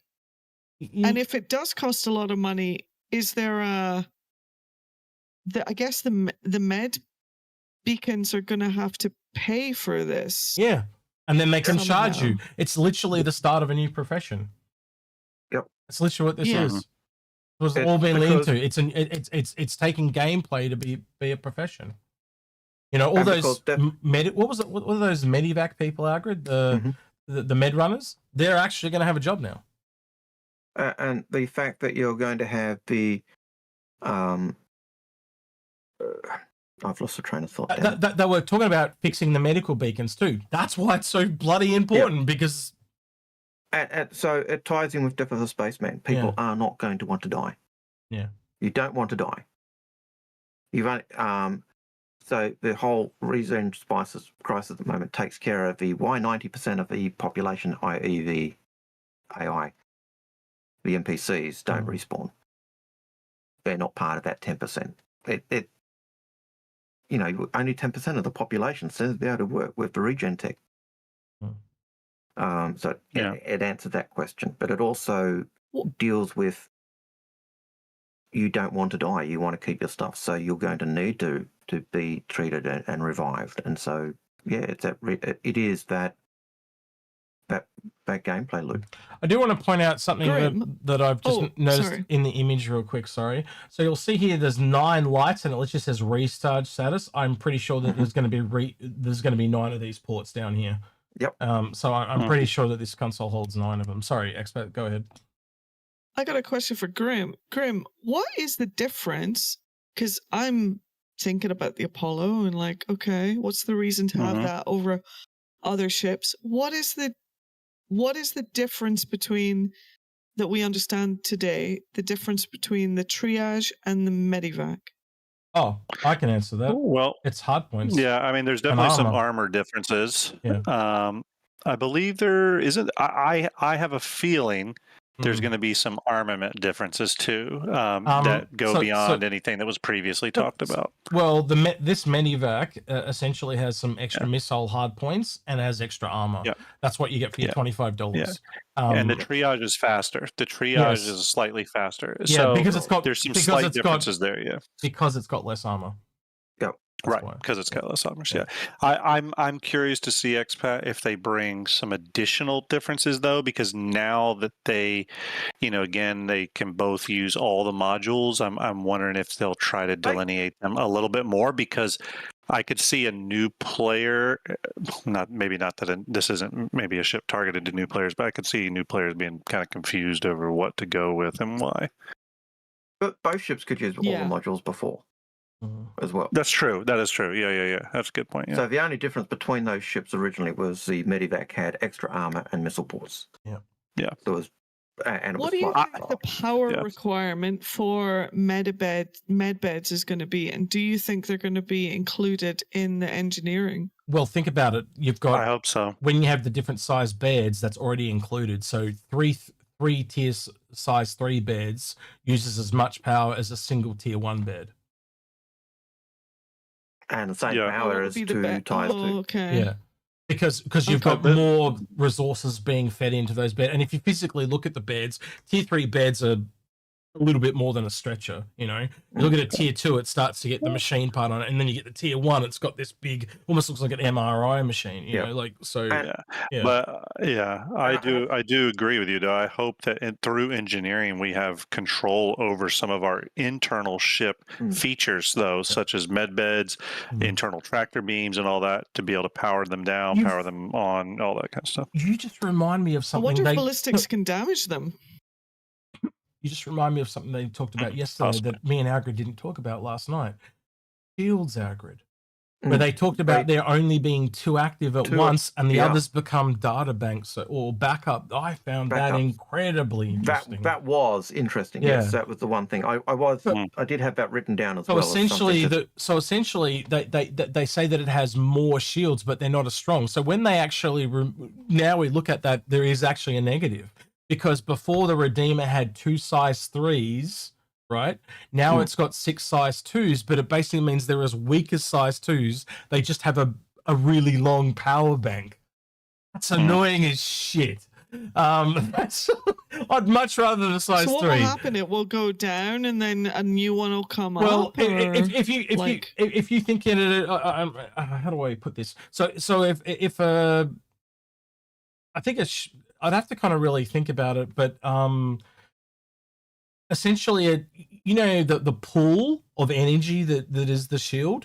By having more shields, you're essentially increasing that pool. And what it said was, once one goes down, so say it completely runs out of energy, it'll instantly turn that one off so it can or let it recharge and turn the next one on.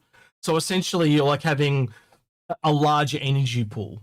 So if one gave you 1,000 and you had 6 of them, it would give you 6,000 energy pool before your shield's wiped out. Yeah. So if you've only got two size 2s, that's all you'll ever have. But if you have, say, 4, you would have double the size pool, but you wouldn't actually have additional strength in your shields. But the advantage is redundancy, I guess. Yeah, that redundancy means that while you've depleted my first shield, my second shield popped up, and while that's being whittled down, that first shield is actually slowly recharging again. Whereas if you've only got the 1 shield or the 2 shields, you deplete 1. I've now got no shielding, so I've got to run away and give that time for that recharge. So yeah, it just gives you a bigger pool. And it's like, I wonder, what would be crazy if we could dedicate a shield per face. Well, that's I think that's what they're implying. You can only have 2 shields now, so essentially just the front and the back, and that's it. That's talking about shields, it's always made me think of something I always thought would be an interesting ship concept. I used to think about it in terms of drones with the Nautilus as a drone option, but it'd be interesting if there was a ship that was sort of like thinking in MMOs how some classes are meant to buff other classes. It'd be interesting if there was a ship that could put out, for example, think of like an EMP, but it's more of a charge that actually can temporarily boost the shield capacity of ships, like friendly ships at its radius or whatever. So like a support ship. Yeah, I can see that. If any ship that did that, or any race that did that, it'd be Tavaran. Yeah. Because their phalanx shield is kind of like extend the phalanx shield. Yeah, clever. That'd be cool as hell, actually. Yeah. Because the phalanx shield is one they could actually shift to God, it'd have to be such a it'd have to be so maneuverable. Real-time strategy. Yeah, but like think about real-time strategy kind of stuff. Think about how quick you'd have to be. Oh, there's a torpedo coming in on that javelin. Well, like I used to think about it in terms of Nautilus. I used to think of it in terms of it being like a variant Nautilus mine, a mine that goes out, but that creates a buff to surrounding ships. Because I was trying to think of like what else could the Nautilus carry other than mines, but I don't know. I think that'd be an interesting concept. So you're sort of like a drone that you would essentially attach to other ships to buff them. I could see that. That would work really well. Or something like a mine that just floats out in space, but it has a 5,000 kilometer radius or whatever it is that will buff ships on a curve. Any Tavaran mines or drone tech that you know of in your travels? None that I'm aware of. Would they make? There probably are, but would they make one? Would they have made them? 100% they'd have made them the way type. And would they make them look like a bird? They were doing the seagull. It's an interesting concept. Call it the dove. The dove drone. It'd be really interesting to see. You know what it would. You know what it would promote. That kind of thing is like, it's a bit like the class system for ships, like in MMOs. Like you've got the healer, you've got the tank, you've got this, you've got that. And if you had a fleet, you wouldn't just have 5 of the same ship. You would want to have one of these, one of these, one of these, one of these, and the combination of those in a certain radius of each other would give certain perks. It's an interesting idea, That is why in Star Citizen we can be whatever we want. We actually put on the ship that does the role we want. Yeah. Our ships are our classes. Yep, that's it. It's the type of thing, if they ever do make a capital class E-War ship, I do hope it has something like that, where if you're in the certain kilometer radius of that ship, you get some sort of buff, because it would really differentiate itself. And maybe that buff is to your shields, kind of going back to our original conversation, where it boosts your shields to 150% of their current capacity, you know what I mean, or whatever. So, be interesting. Someone's saying the banner also took the Tavaran tech. We also took Tavaran shield tech. That's how we get shields. Yeah. We actually took it as the spoils of war. That's where we get air shields from. We take it from a Tavaran. We're not that brilliant. To be honest, I think in general, I mean, I mentioned the spawn beds earlier, but I mean, realistically, I mean, there has to be, beyond like it just being a bit of fun, and maybe some like repairing and rearming, which obviously would be a cool thing. There's got to be some kind of reason to have a bunch of fighters in an Idris, you know, as opposed to them just flying by themselves. Now that fuel is cheap and you can fly however far you want, as quick as you want, you know, I mean, before it used to take ages to get across the Stanton system. Like if you were flying Microtech to Crusader, I mean, you could go cook dinner and then come back. I didn't mind it personally. There wasn't a lot to do apparently, and people found it boring. But at least like if you were parked on a capital ship, you could get out and walk about and, you know, do some stuff. Yep. And you know, I still don't see the reason to have a capital ship quite yet. You know, I don't know how they're going to do that really. I mean, beds, I suppose that's another one. Yeah. All right, ladies and gentlemen. Yeah, go ahead. I'm going to pause your conversation, as wonderful as it is at the moment, because we've now got probably 3 pages of questions. Oh boy. So I'm going to rapid fire some of them, and you guys are going to answer them as well. Yeah. So Rocketman194, which we actually started to answer a long time ago, got distracted, asked the question: do you think the hinted Argo Salvager will be a mole variant or something new? We talked about that earlier. I started Outland or Argo. Yeah.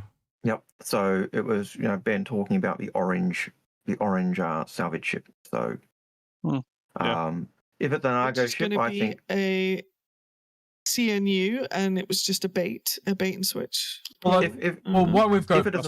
Let's talk about again real quickly since we've got STAR-JMP Nextpad here. But I was saying with this one, guys, that often when we do it in our little group, STAR-JMP, we often talk about needs of other ships, and Surveyor came up. The vehicle transport one came up, and what was the other one that someone said earlier? And just maybe a cargo variant, I think was one of them. But I could see all of those come out of this. For the Pioneer.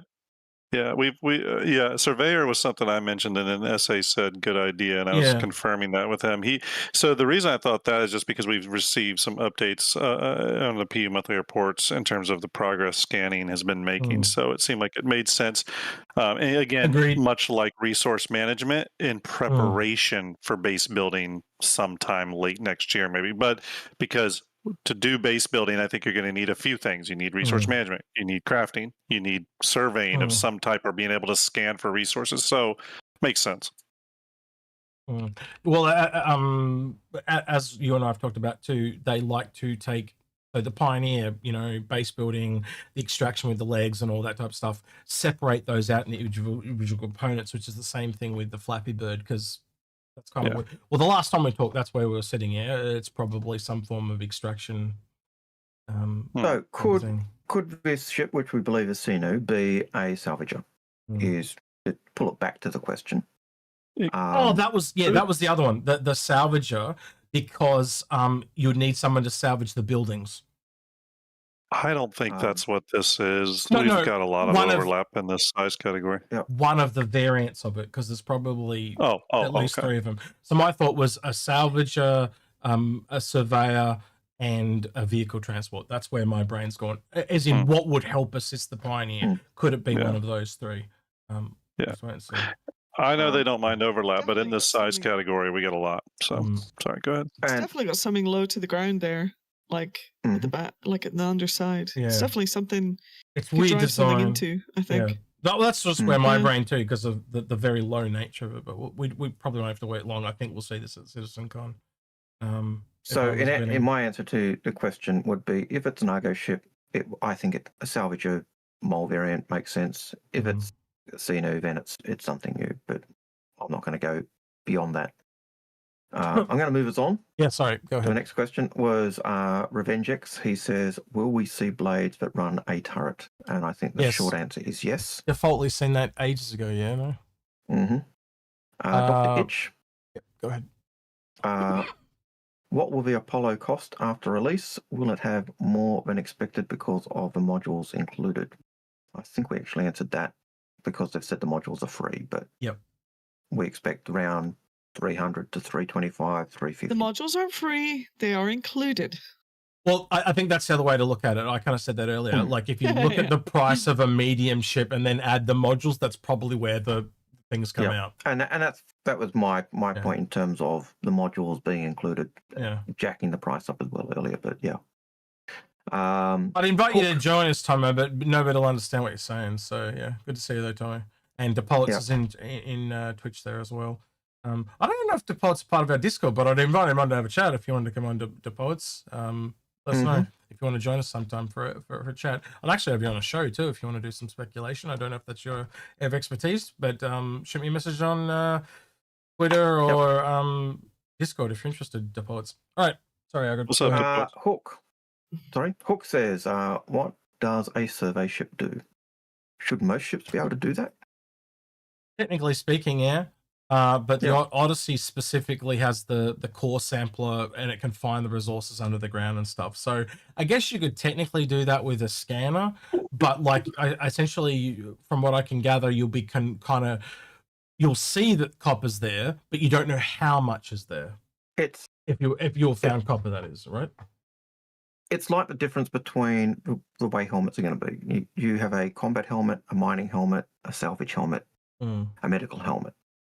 And those helmets will give you, will enhance your ability, what you can do in terms of that regard. A salvage ship has scanners, but are they key? They're keyed more for finding ships and doing salvage. And there are different ships got them. Yeah, different types of scanner for the right job. Yeah, that's true. Yeah, and we have. Yeah, I mean, to be honest. Yeah, sorry. I thought maybe like interpreting data would be a good thing. Like other ships can't interpret data as much. So like this ship has like computers on it. It can, deep scan. Maybe, they're talking about, the base building and stuff. I think it's like you're going to put like whole things on top of like the planet, and there's like deep core mining. Yep. So I would imagine that would need like a deep scanner. And then another one would be like, could you save that data onto a hard drive and then sell that information? I think that'd be kind of good. Well, it's like with this one, like me and Grim, Grim, you speak for yourself, but this has been the most interesting ship to try and digest, has it not, over the last 12 months? Yeah, it's the one that I think that's got the most wildly differing opinions on what it is. And the thing I kept coming back to, I don't want to put words in your mouth, right? So please feel free to speak for yourself here. But I just kept coming back to the way this thing sits. Like, why the hell does it land vertically? Why would you want to land in such an awkward, frustrating way that you've got to fold the whole ship up almost around its function? And that's where I just kept coming back. And then I kept looking at the landing gear, and I just couldn't get away from the whole Pioneer leg extraction thing. And that's just... And I know Trisphone went the same way. Like, one of the variants he drew up was literally that. Right. Yeah, we'll see. Yeah. That's a hard one. That's a hard one. It is a hard one. I've went a lot of different ways on it. Yeah. I still am leaning towards bounty hunting, but you went bounty hunting and fighting, and I felt really bad shooting you down on that, but there is no way they're making that a fighter after what happened with the Reliant Tanner. No way. Not in the current flight matter anyway. It's so horribly. Yeah, I don't know about those wings. I think people would just reject the wings. Yeah, well, let me put it to you, expat. Based on those wings, right? It does look like a Corsair, does it not? I mean, yeah, it's going for that same wing fold up aesthetic and stuff like that. But I mean, maybe. But here's the next question. Maybe they fold for a reason, right? How many wings are there? I mean, there could be. I mean, it could be 3 for all we know. Realistically, though, I've broken it down. There's only 2, right? So that basically means there's one that's really big on one side and one that's small on the other. We know from the way the game is that you can't have asymmetric flight. So therefore, the only way to make that symmetrical is literally have it fly vertically.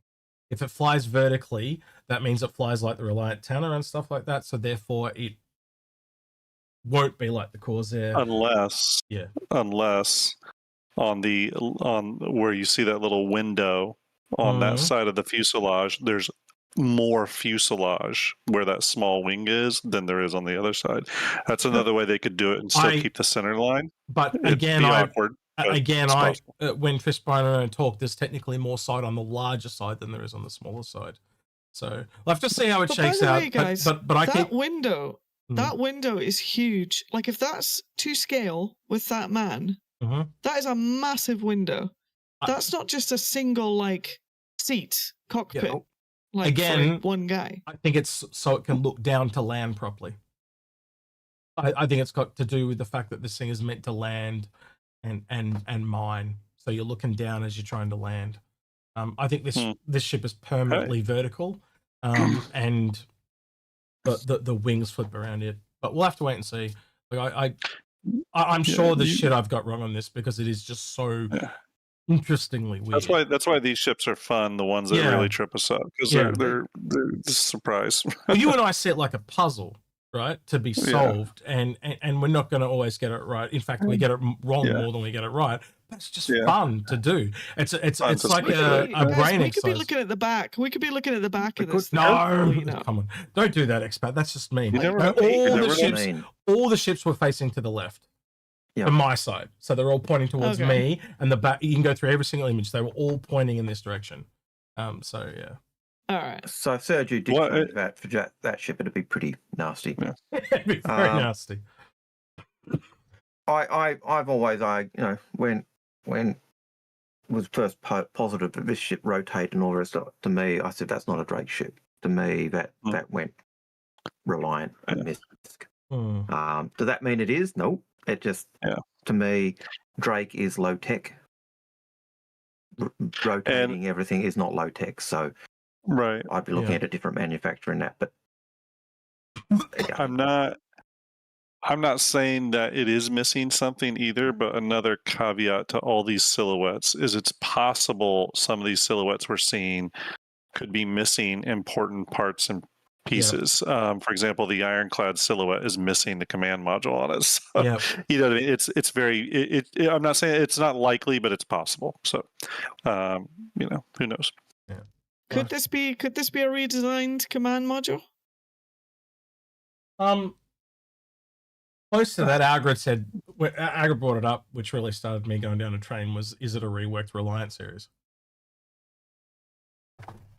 Nah. Nah. I love the response. Nah. It was more of like the Reliant, but that was more like you can't make those ships good. They suck. Like the way she said it. Nah.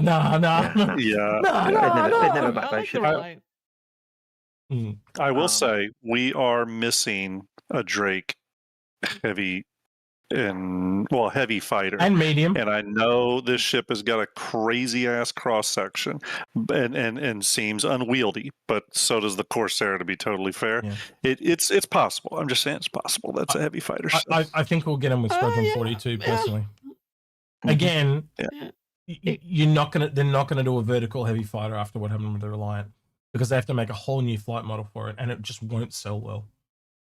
It just won't. Okay, hear me out. What if this is some crazy thing that is maybe not a manufacturer that you currently know, but it's Pyro. It's made in Pyro.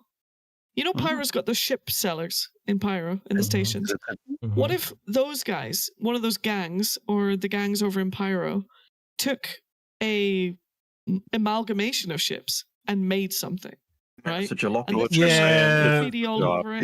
They've kind of talked about not doing that though. The thing I keep coming back to, right, is they always make ships about upcoming gameplay. Right? They've been doing it like consistently now for like the last 5 years, right? So if you look what's coming, you've got scanning, you've got the Pioneer in the works, the extraction shit out of the ground, base building, crafting. You go through all the ones that are on the roadmap. It's more than likely target at one of those, right? So, yeah. Maybe it's the jalopy reference in the post-it notes. No, that was him trolling. I can actually prove that too, because there are sticky notes underneath the other sticky notes. He went out and deliberately put them above the other top of the other sticky notes because he knew people would read it. Honestly, there's no way, in my opinion, there's no way that's not a Drake ship. That is, I agree. Knowing them, they've copy pasted the wings from the Corsair and they've copy pasted the front of the golem, right? Or it's kind of golemish, it's kind of Corsarish, it's kind of something, you know. And they've done something. A little vulture cockpit too. It's got some of that DNA there for sure. You know, we also had a dev tell us that vulture this is cockpit, 100%. He literally said, "Is it Drake? Is it Drake?" Though, like, no, is it Drake? Like he was heavily implying it was not fucking Drake. Wait, wasn't the didn't they say something about small salvage, like a really small salvage? Remember the RSI salvager? Didn't they say that's? And we've talked about that a little bit. I think there's a variant for the Intrepid, but I think it's something like bounty hunting or something like that that's had to be kicked down the road. So I don't think we're getting that this year, and I think that's why we're possibly getting the RSI salvager instead as the starter ship for AIE. Yeah, whatever. I have to run, unfortunately, but Execute, I will see you tomorrow on Captain's Table. Yeah. Mean sort of bitch making me get up. See you later, Algared. Take it easy, expat. Hope you're well. Stay good.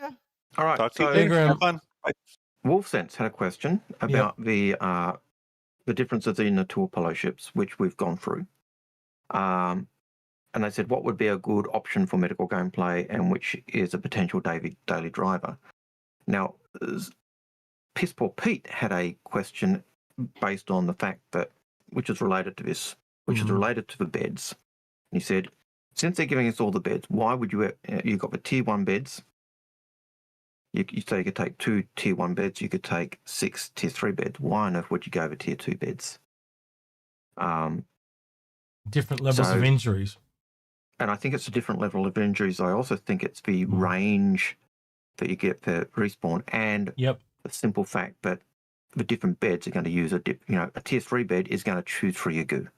A tier 1 bed is going to be better at. Well, it might be the other way around. More efficient. A tier 1 uses more goo than tier 3. I got no idea, but yeah, I definitely agree they'll use them at different rates. But you know, the top of the line, I think we'll use the goo less. The bottom of the line will use it more, and depending on the level of injuries. So you might go tier 2 because it's the middle of the line. Not putting 2 tier 1s, man. Like I don't. Because you can have more people respawn.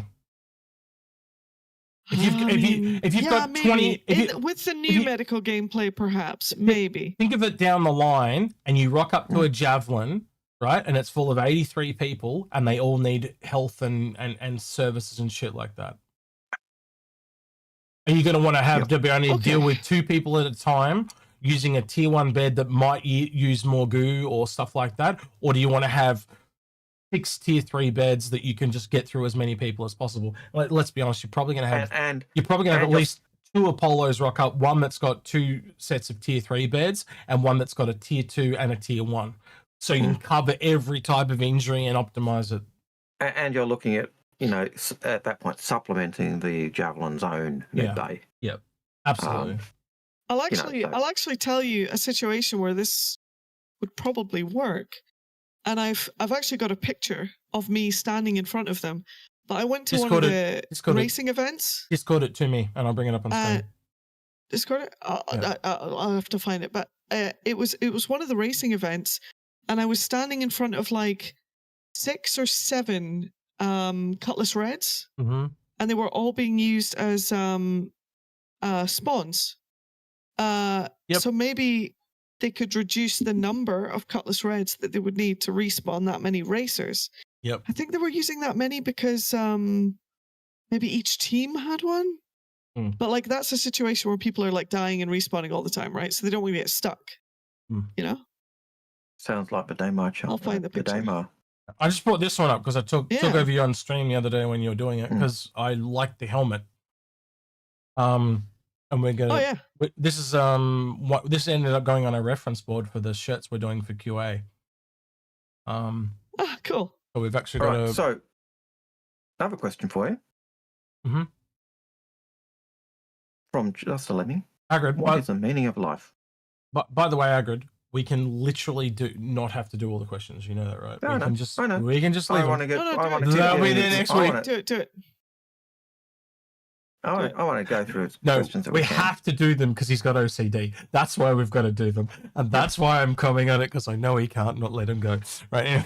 I can, but I want to get through as many as we can. You'll be doing this all week. Chewing your fingernails. I know you too well. Right, yeah, go ahead. Here you go, X. So, what is the meaning of life? Star Citizen. 42. 42. Anthony Watson. What are you doing? Pizza delivery here or something, were you? Yeah. That's like an ad for Domino's, the way you... I'm Punk X-Pac Brat, and I've got your pizza with pineapple on it because it's fucking gross. Yeah, I just see the way was you so talk cool. with it. They were landing pulses and landing like that. C2 is coming into land behind all these Cutlass Reds, dropping off new quad bikes and shit that the guys are going to be rolling around Hurston on the racing. It was really cool. But it was the most medical ships I've ever seen. And every now and again, you would just see a random person just run out the back of it, and you knew, somebody died. Someone crashed. Yeah. Yeah, somebody crashed. Somebody it was crashed. cool. Right, so Anthony Watson, to change the topic slightly, will we be able to place crafters or medbeds in our ships? I think it would take too much away. Maybe though. I would never say never, but again, like think about the power requirements and stuff like that. It might take a lot of your cargo bay to do that. I imagine it would take. They have to balance a video game. Yeah, they have to balance a video game. Yeah, it has to be balanced. All of those questions. So it's one of the. What do they get out of it? Like, and how often are you going to use it? Like, if it requires such a big power. And all that, like, is it just not worth doing? As these guys said, you got to balance it for a video game. And can they do it? But should they do it? Cody Fox had a question for me. Am I looking forward to buy a battlecruiser? No, because I intend to just build it in game. I know there was comments also saying that I would be able to melt one or two javelins and buy one, but that would mean I'd be trying to buy it with credit. They're in packs and stuff, and he can't do that anyway because of the way it's done or the way he's done it. Well, if anybody gets one of the battle cruisers, give me a shout. I'll make it look cool on stream. Done. Expat always be simping. Yeah. I don't think that we're going to be. I don't think there's going to be a concept sale for the battlecruiser. I could be wrong. Yeah, that's my gut. I would be like, I wouldn't be devastated, but I reckon they'd get so much blowback they wouldn't be prepared for it. To be honest, from the people. It'll be super duper limited, guys. Only thousands in game, guys. No, because we can build them at our base stations. Yeah. Same as the Bengal. That was the other thing we had confirmed, by the way. You'll be able to build Krakens and other capital ships at the same dock as the Bengal, by the way. Yeah, just standing outside, new deal. Yo, you want to buy a Kraken? Want to buy a Kraken? Just see you with a big trench coat. Want to buy a Kraken? Buy some Kraken. Flown by an old lady. No, it's like the drug people. Want to buy some crack? N. Do you want to buy some crack ends? Yeah. That's like the want to buy some death sticks, from Star Wars. I want to go home and rethink my life. Want to buy some Death Stars?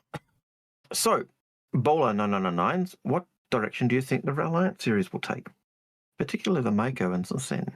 Yeah, I think it's severely lacking for its price. It needs it needs a lot of love.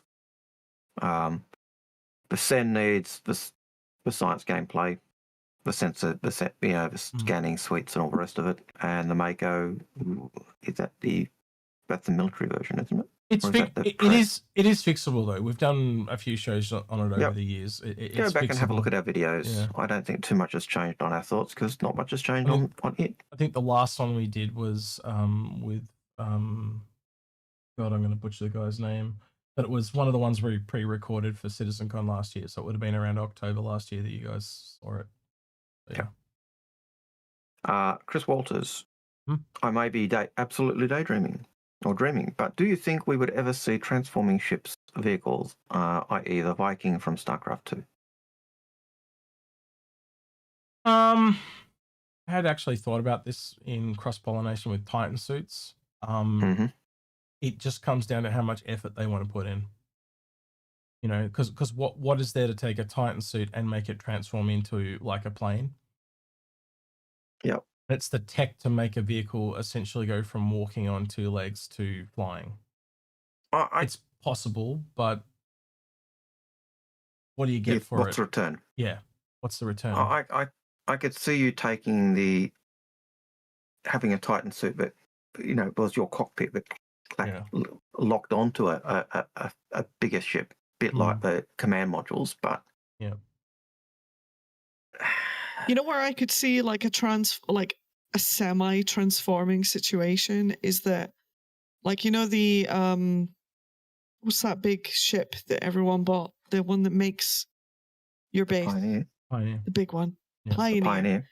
Where the Pioneer's landing gear has a tread on it, and you could slowly crawl the Pioneer and then turn the landing gear and crawl the other way. You know, like a movable, you know, so you wouldn't have to take off and land. You could just kind of slightly move.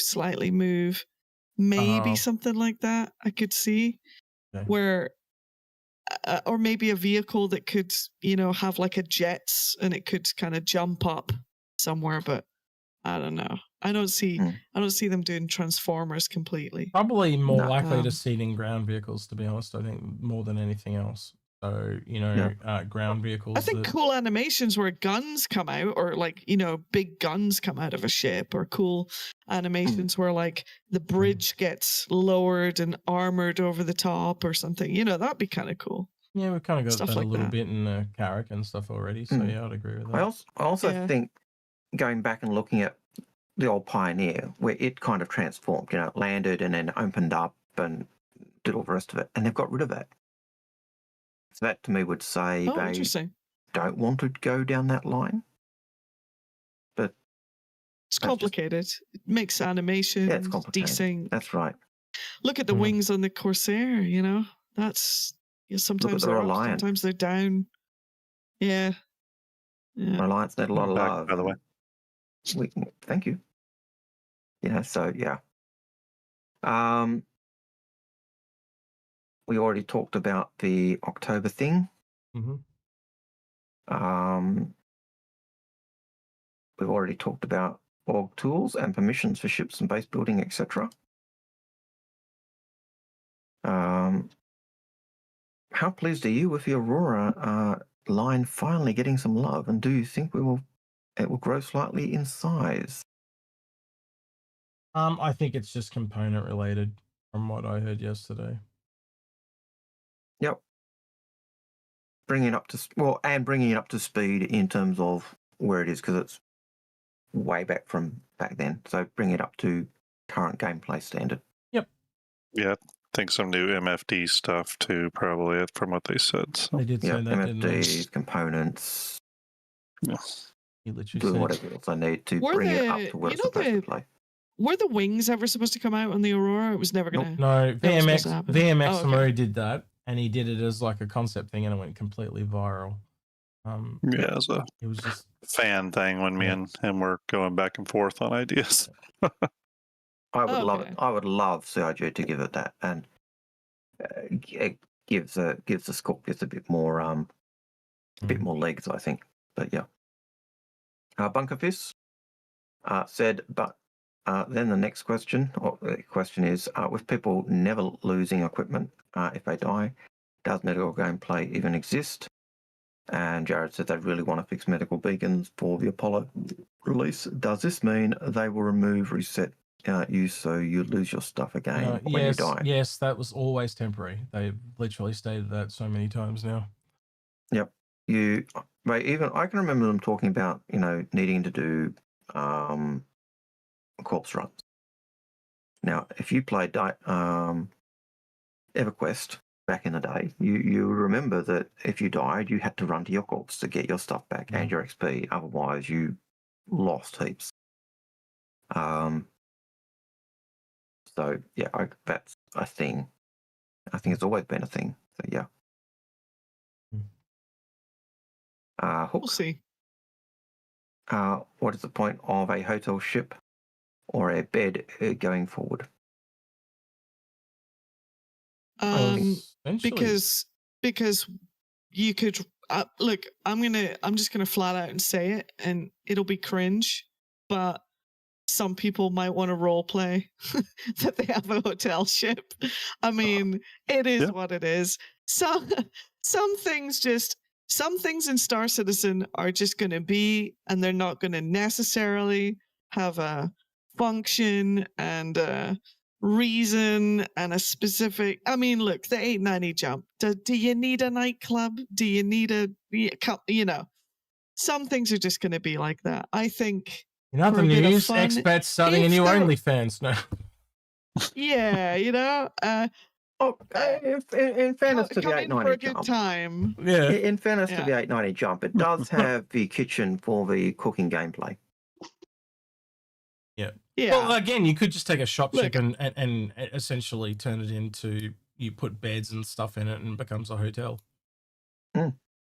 Yeah, look, I think if they do get the insurance system and the ship decoration system, and they slightly remove a lot of the limitations as far as the entity counts on ships, I think it would be kind of cool to have some ships. Like I really wanted the Mantis to turn into a starter ship that was more Star Trek with the carpets and a little, PTV holder in the back that I could decorate and make a nice little, you know what I mean? Did you hear that? Instead, we got the Meteor, which I didn't like. He wants carpet gameplay. Carpet gameplay. Yeah. Carpet gameplay. She wants to get there, down on her knees, and lay that carpet. Does that mean she's a carpet bagger? I don't know, but I don't know where she's going with the carpet gameplay. Doesn't match the drapes. Yeah. So I wasn't referencing that. You just referenced that. That wasn't me. That was you. No, it doesn't match the Drake. The Drakes, sorry. No. I think it's just. I think it would be kind of cool. I like a bit like we're supposed to have transportation gameplay. Mm-hmm. We're supposed to have, maybe a hotel ship could be a super luxury premium version of VIP transportation up there with the Genesis Starliner or whatever. But that's way down the line. And you have it's purely optional. And you have a modified Endeavor. Yeah. Just has normal beds in it. The actually, yeah. Actually, Expat just kind of brought something to mind there.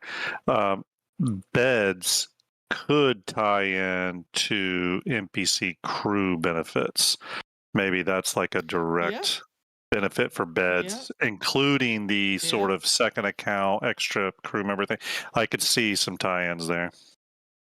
Maybe you need a bed to have an extra crew member. Maybe you have to have one. It's a requirement to spawn them. Maybe they won't spawn in your ship otherwise. Yeah, they pull the covers over their heads, spawn, and then pull. Well, essentially, though, kind of like the spawn closet. I could see something like that. That would be. And here's the thing: that would be worth it. I think people would like. Well, that. They did have the sliding door things on the Idris, so the doors close up, they despawn the NPC, spawn another one, doors come down, they get out. Yeah, Execute would have his NPC with benefits. Yeah. Mm-hmm. Yeah. Changing topic. Waltrix. Algared, I do believe you're blushing, Algared, or is that just me? No. You're going a very slight. Your face is starting to match your shirt. Yeah. Right. Do we know if Waltrix had a question of? Do we know if the battleship will be bigger? He means the battle cruiser will be bigger than a Jav. Battle cruiser should be bigger than a Jav. They are basically the same armament as a battleship, but being bigger, same size as a cruiser. Yeah, so bigger than. If I had to think, I think it'll fall sort of in between a Javelin and a Bengal, so probably 600-ish meters. So this is the UEC Corvus, and this is the only battle cruiser we know of in existence in Star Citizen, and it's a modified Bengal. Yeah. So, yeah. So yes, bigger than a Javelin. Socially confused. Do you think the goo will expire? Ooh, that would be nasty. Your skin looks all nasty, and did you not refresh the goo? Come on. My face is melting. It's about to expire. Oh. How many eyes do I have, guys? So really, if we don't refresh the guru, we turn into Vandal, because conspiracy theory using respawn slowly changes your DNA to Vandal. I don't think the goo would respawn. It would be really interesting if the goo was radioactive, though. That'd be kind of funny. If you had to handle it with a suit or something, that'd be kind of interesting. I wouldn't be surprised. Oh no, the goo's open. No, damn, I've got to respawn. Well, because I mean, what is it? The crisis and the doctor and this whole stuff has all been about radiation, right? Yeah. So, yeah. Yep. Going back to the Apollo, how do we feel about the now, I think this is how do we feel about the drones going from the Apollo? Some people are mad, some people think it's good. I'm pretty certain STAR-JMX and I have already answered this. But what are your thoughts, Expat? Well, if it ain't gonna work, it ain't gonna work. Like, it is what it is. The game moves on. I think there's core components of Star Citizen that need to remain for what I believe is the version of Star Citizen that I would most enjoy playing. Maybe a bit more hardcore and a bit more realistic than some others may agree with. But I think at the same time, if that's just not a gameplay loop that or something that's going to add to the game or benefit the game in any way, I just think, you know what, you pledged early. They said they would do something, and it just wouldn't work out. There's no point in forcing a topic or forcing a thing in the game if it was just ill-conceived in the beginning. Sounds like you can hold a funeral for the Apollo Shepard drone when it goes live next. Shepard. Well, drones are cool, and the thing is, it's the same with bounty pods. And putting a person in a bounty pod, how is that going to work as a player? Are you going to be in someone's there's a lot of things that were concepted early on, sold early on, ideas that were thrown at the dartboard of Star Citizen, and some of them are going to stick, but it is what it is. All right. Yeah, but drones are easy. Somebody in chat said drones are easy. It's not about them being easy. It's about, do they add to the gameplay experience? Is it a benefit to the gameplay to have it automatically done for you? Yeah. Or is it better that you force the player out of the ship to physically do it themselves? It ultimately comes down to the gameplay. And one thing that was interesting that they said when talking about those drones was they said that I forget his exact terminology, but he said something to the effect of we didn't totally have tractor beams concepted out at that time, and their usage, almost sort of insinuating that it makes more sense for tractor beams to be used to pull people into those medical ships. That's what I kind of pulled for. I kind of want to re-listen to that part, but he did reference tractor beams at that moment. He did. He said when they concepted the ship and they had the concept of the Shepard drone, they didn't have the medical gameplay has the past way where it is. So they've now got tractor beams and they've got the other things. So yeah, you were going to say? With what Expat was saying there, it's essentially like something when you design it on paper can sound amazing, and then you actually prototype it out and try and play it, and you just kind of go, shit, this isn't fun. It's crap. And that's kind of what Expat was trying to say. And I guarantee you that's happened in almost every game I've ever worked on. I guarantee it's happened in this, and I guarantee it'll happen in more games in the future. And you talk to almost any dev and they'll tell you the same thing. And I'm not going to defend... I'm not going to defend CIG. Somebody in chat said lazy citizen. And in many cases, it could be, right? But the one thing I'll say is that they have tractor beams now. It's the pathing that would be required for the drones, how they path in and out of your ship, how they navigate the world, how they navigate zero-G. They have a hard enough time at the moment just having NPCs fly around. I don't know how well in the near future they might be able to get, something that is essentially an NPC to fly in and out of your ship and in and out of your grid and park itself. It's docking. It's like walking through a door for like. Yeah. I can see it, but I think you read that wrong. I think that's just Samuel admitting he's lazy. He just said lazy citizen. Oh, okay, fair enough. Yeah, it's fine. And here's the thing: it's not like drones are being abandoned. I mean, they're still a very critical thing. They're playing a huge role in base building. So Nautilus, I think we'll just have to see. Yeah. We'll have to see how successful they are. I think the key was they're not needed for the medical gameplay because of the way the game has developed. Right.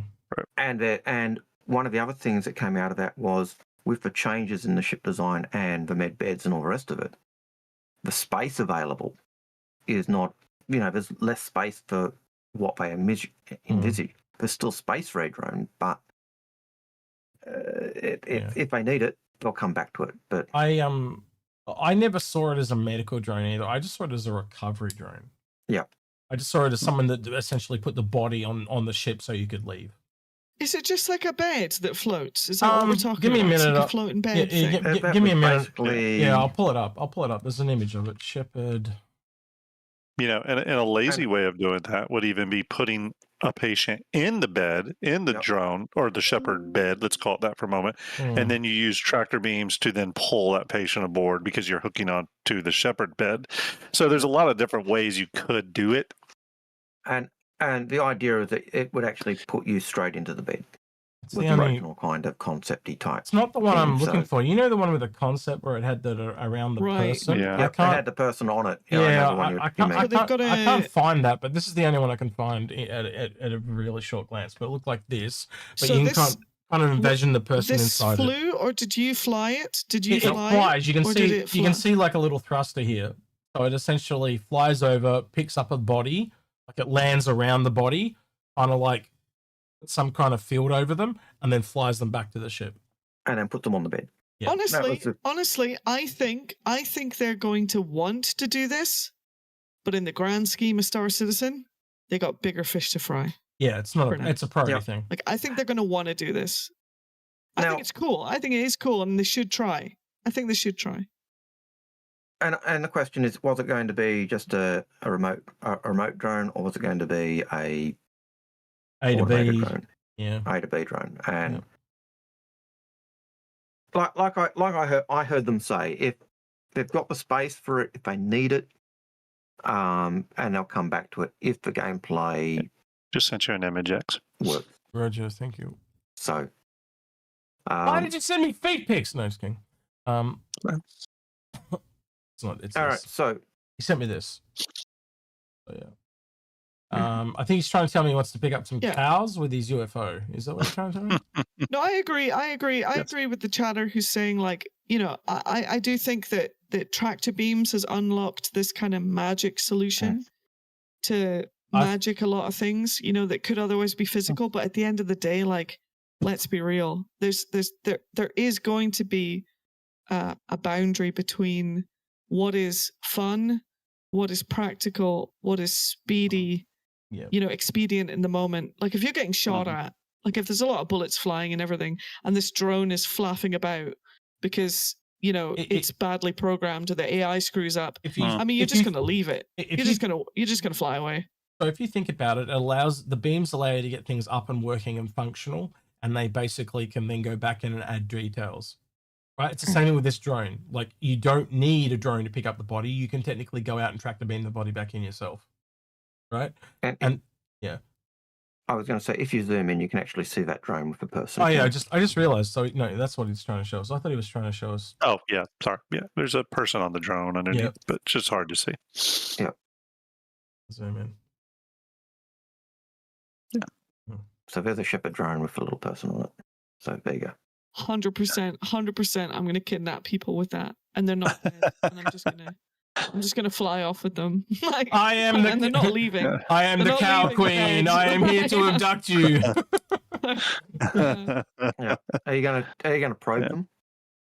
Oh my god. That's great. The dominatrix fantasy of expat Brad is becoming more and more real by the second. I tell you what. No, but this. I'll tell you one thing that this does show. This would be so like as a person receiving medical, gameplay. Like if you're down on a planet, like this has a specific function, right? But if you're down on a planet and you suddenly see that beam of light appear above you, and you know when you're all blurred vision and you can't see and you're barely able to type to your friend and you can't use your Moby glass and you just see this like a beam of light and it's like go to the light, and you just start floating up. It would be a moment. They should try to do this for sure. They should try. And then it would be funny. And then you wake up as your new person at your funeral because you actually did pass over. So. I was going to say, wake up and see X-Pac's face and going, have I died and gone to heaven? No, just, Sorry. All right. With the Lone Star, with the release of the L21 Wolf, when will we get a Super Connie dock? Or a Super Connie to dock the Wolf? I don't think we'll ever get a Super Connie to dock the Wolf. No, not happening. That's your Idris, your Polaris. Your Polaris. It's your Galaxy. Polaris, it's your Galaxy. No, your Galaxy or your Polaris. You can dock your Wolf in your Polaris or your Galaxy when it comes. So there you go. Yeah. Yep. I originally read that as a super docking clamp for the Connie. And no, we're never going to get something so the Connie can. I did see other people saying, wouldn't it be cool to have a Connie be able to dock the Wolf? And no, I disagree with that idea completely. Mega Tiger Ninja says, do you think the ground vehicle silhouette might be the base builder that had placeholder when they introduced building?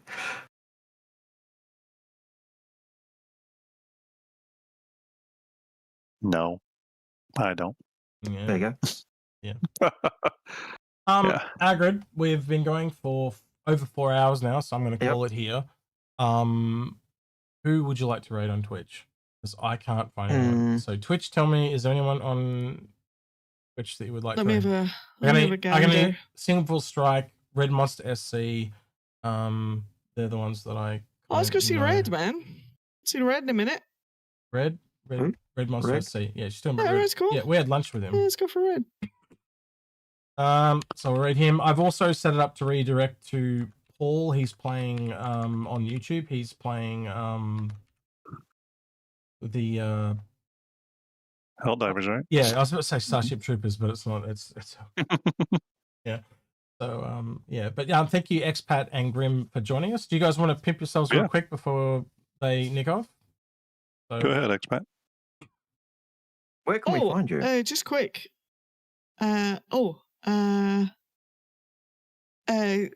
Twitch.tv/expatbrat.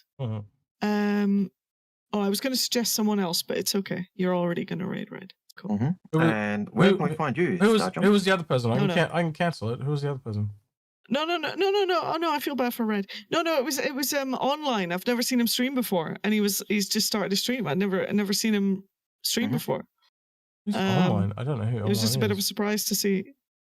Oh yeah, it's all good. He was just over there at the bottom. Right there at the bottom. Hang on. And so where can we find you, Starjump? Yeah. You can go to starjumpleviewer.com, hang out there, and then obviously on YouTube, just type Starjump. On Twitch, Starjump_Grim. I have been busy lately, but I'm about to get back to it. So, yeah. There you go. But we'll both be on Captain's Table tomorrow as well. Yeah. Go to Captain's Table tomorrow and hassle them both.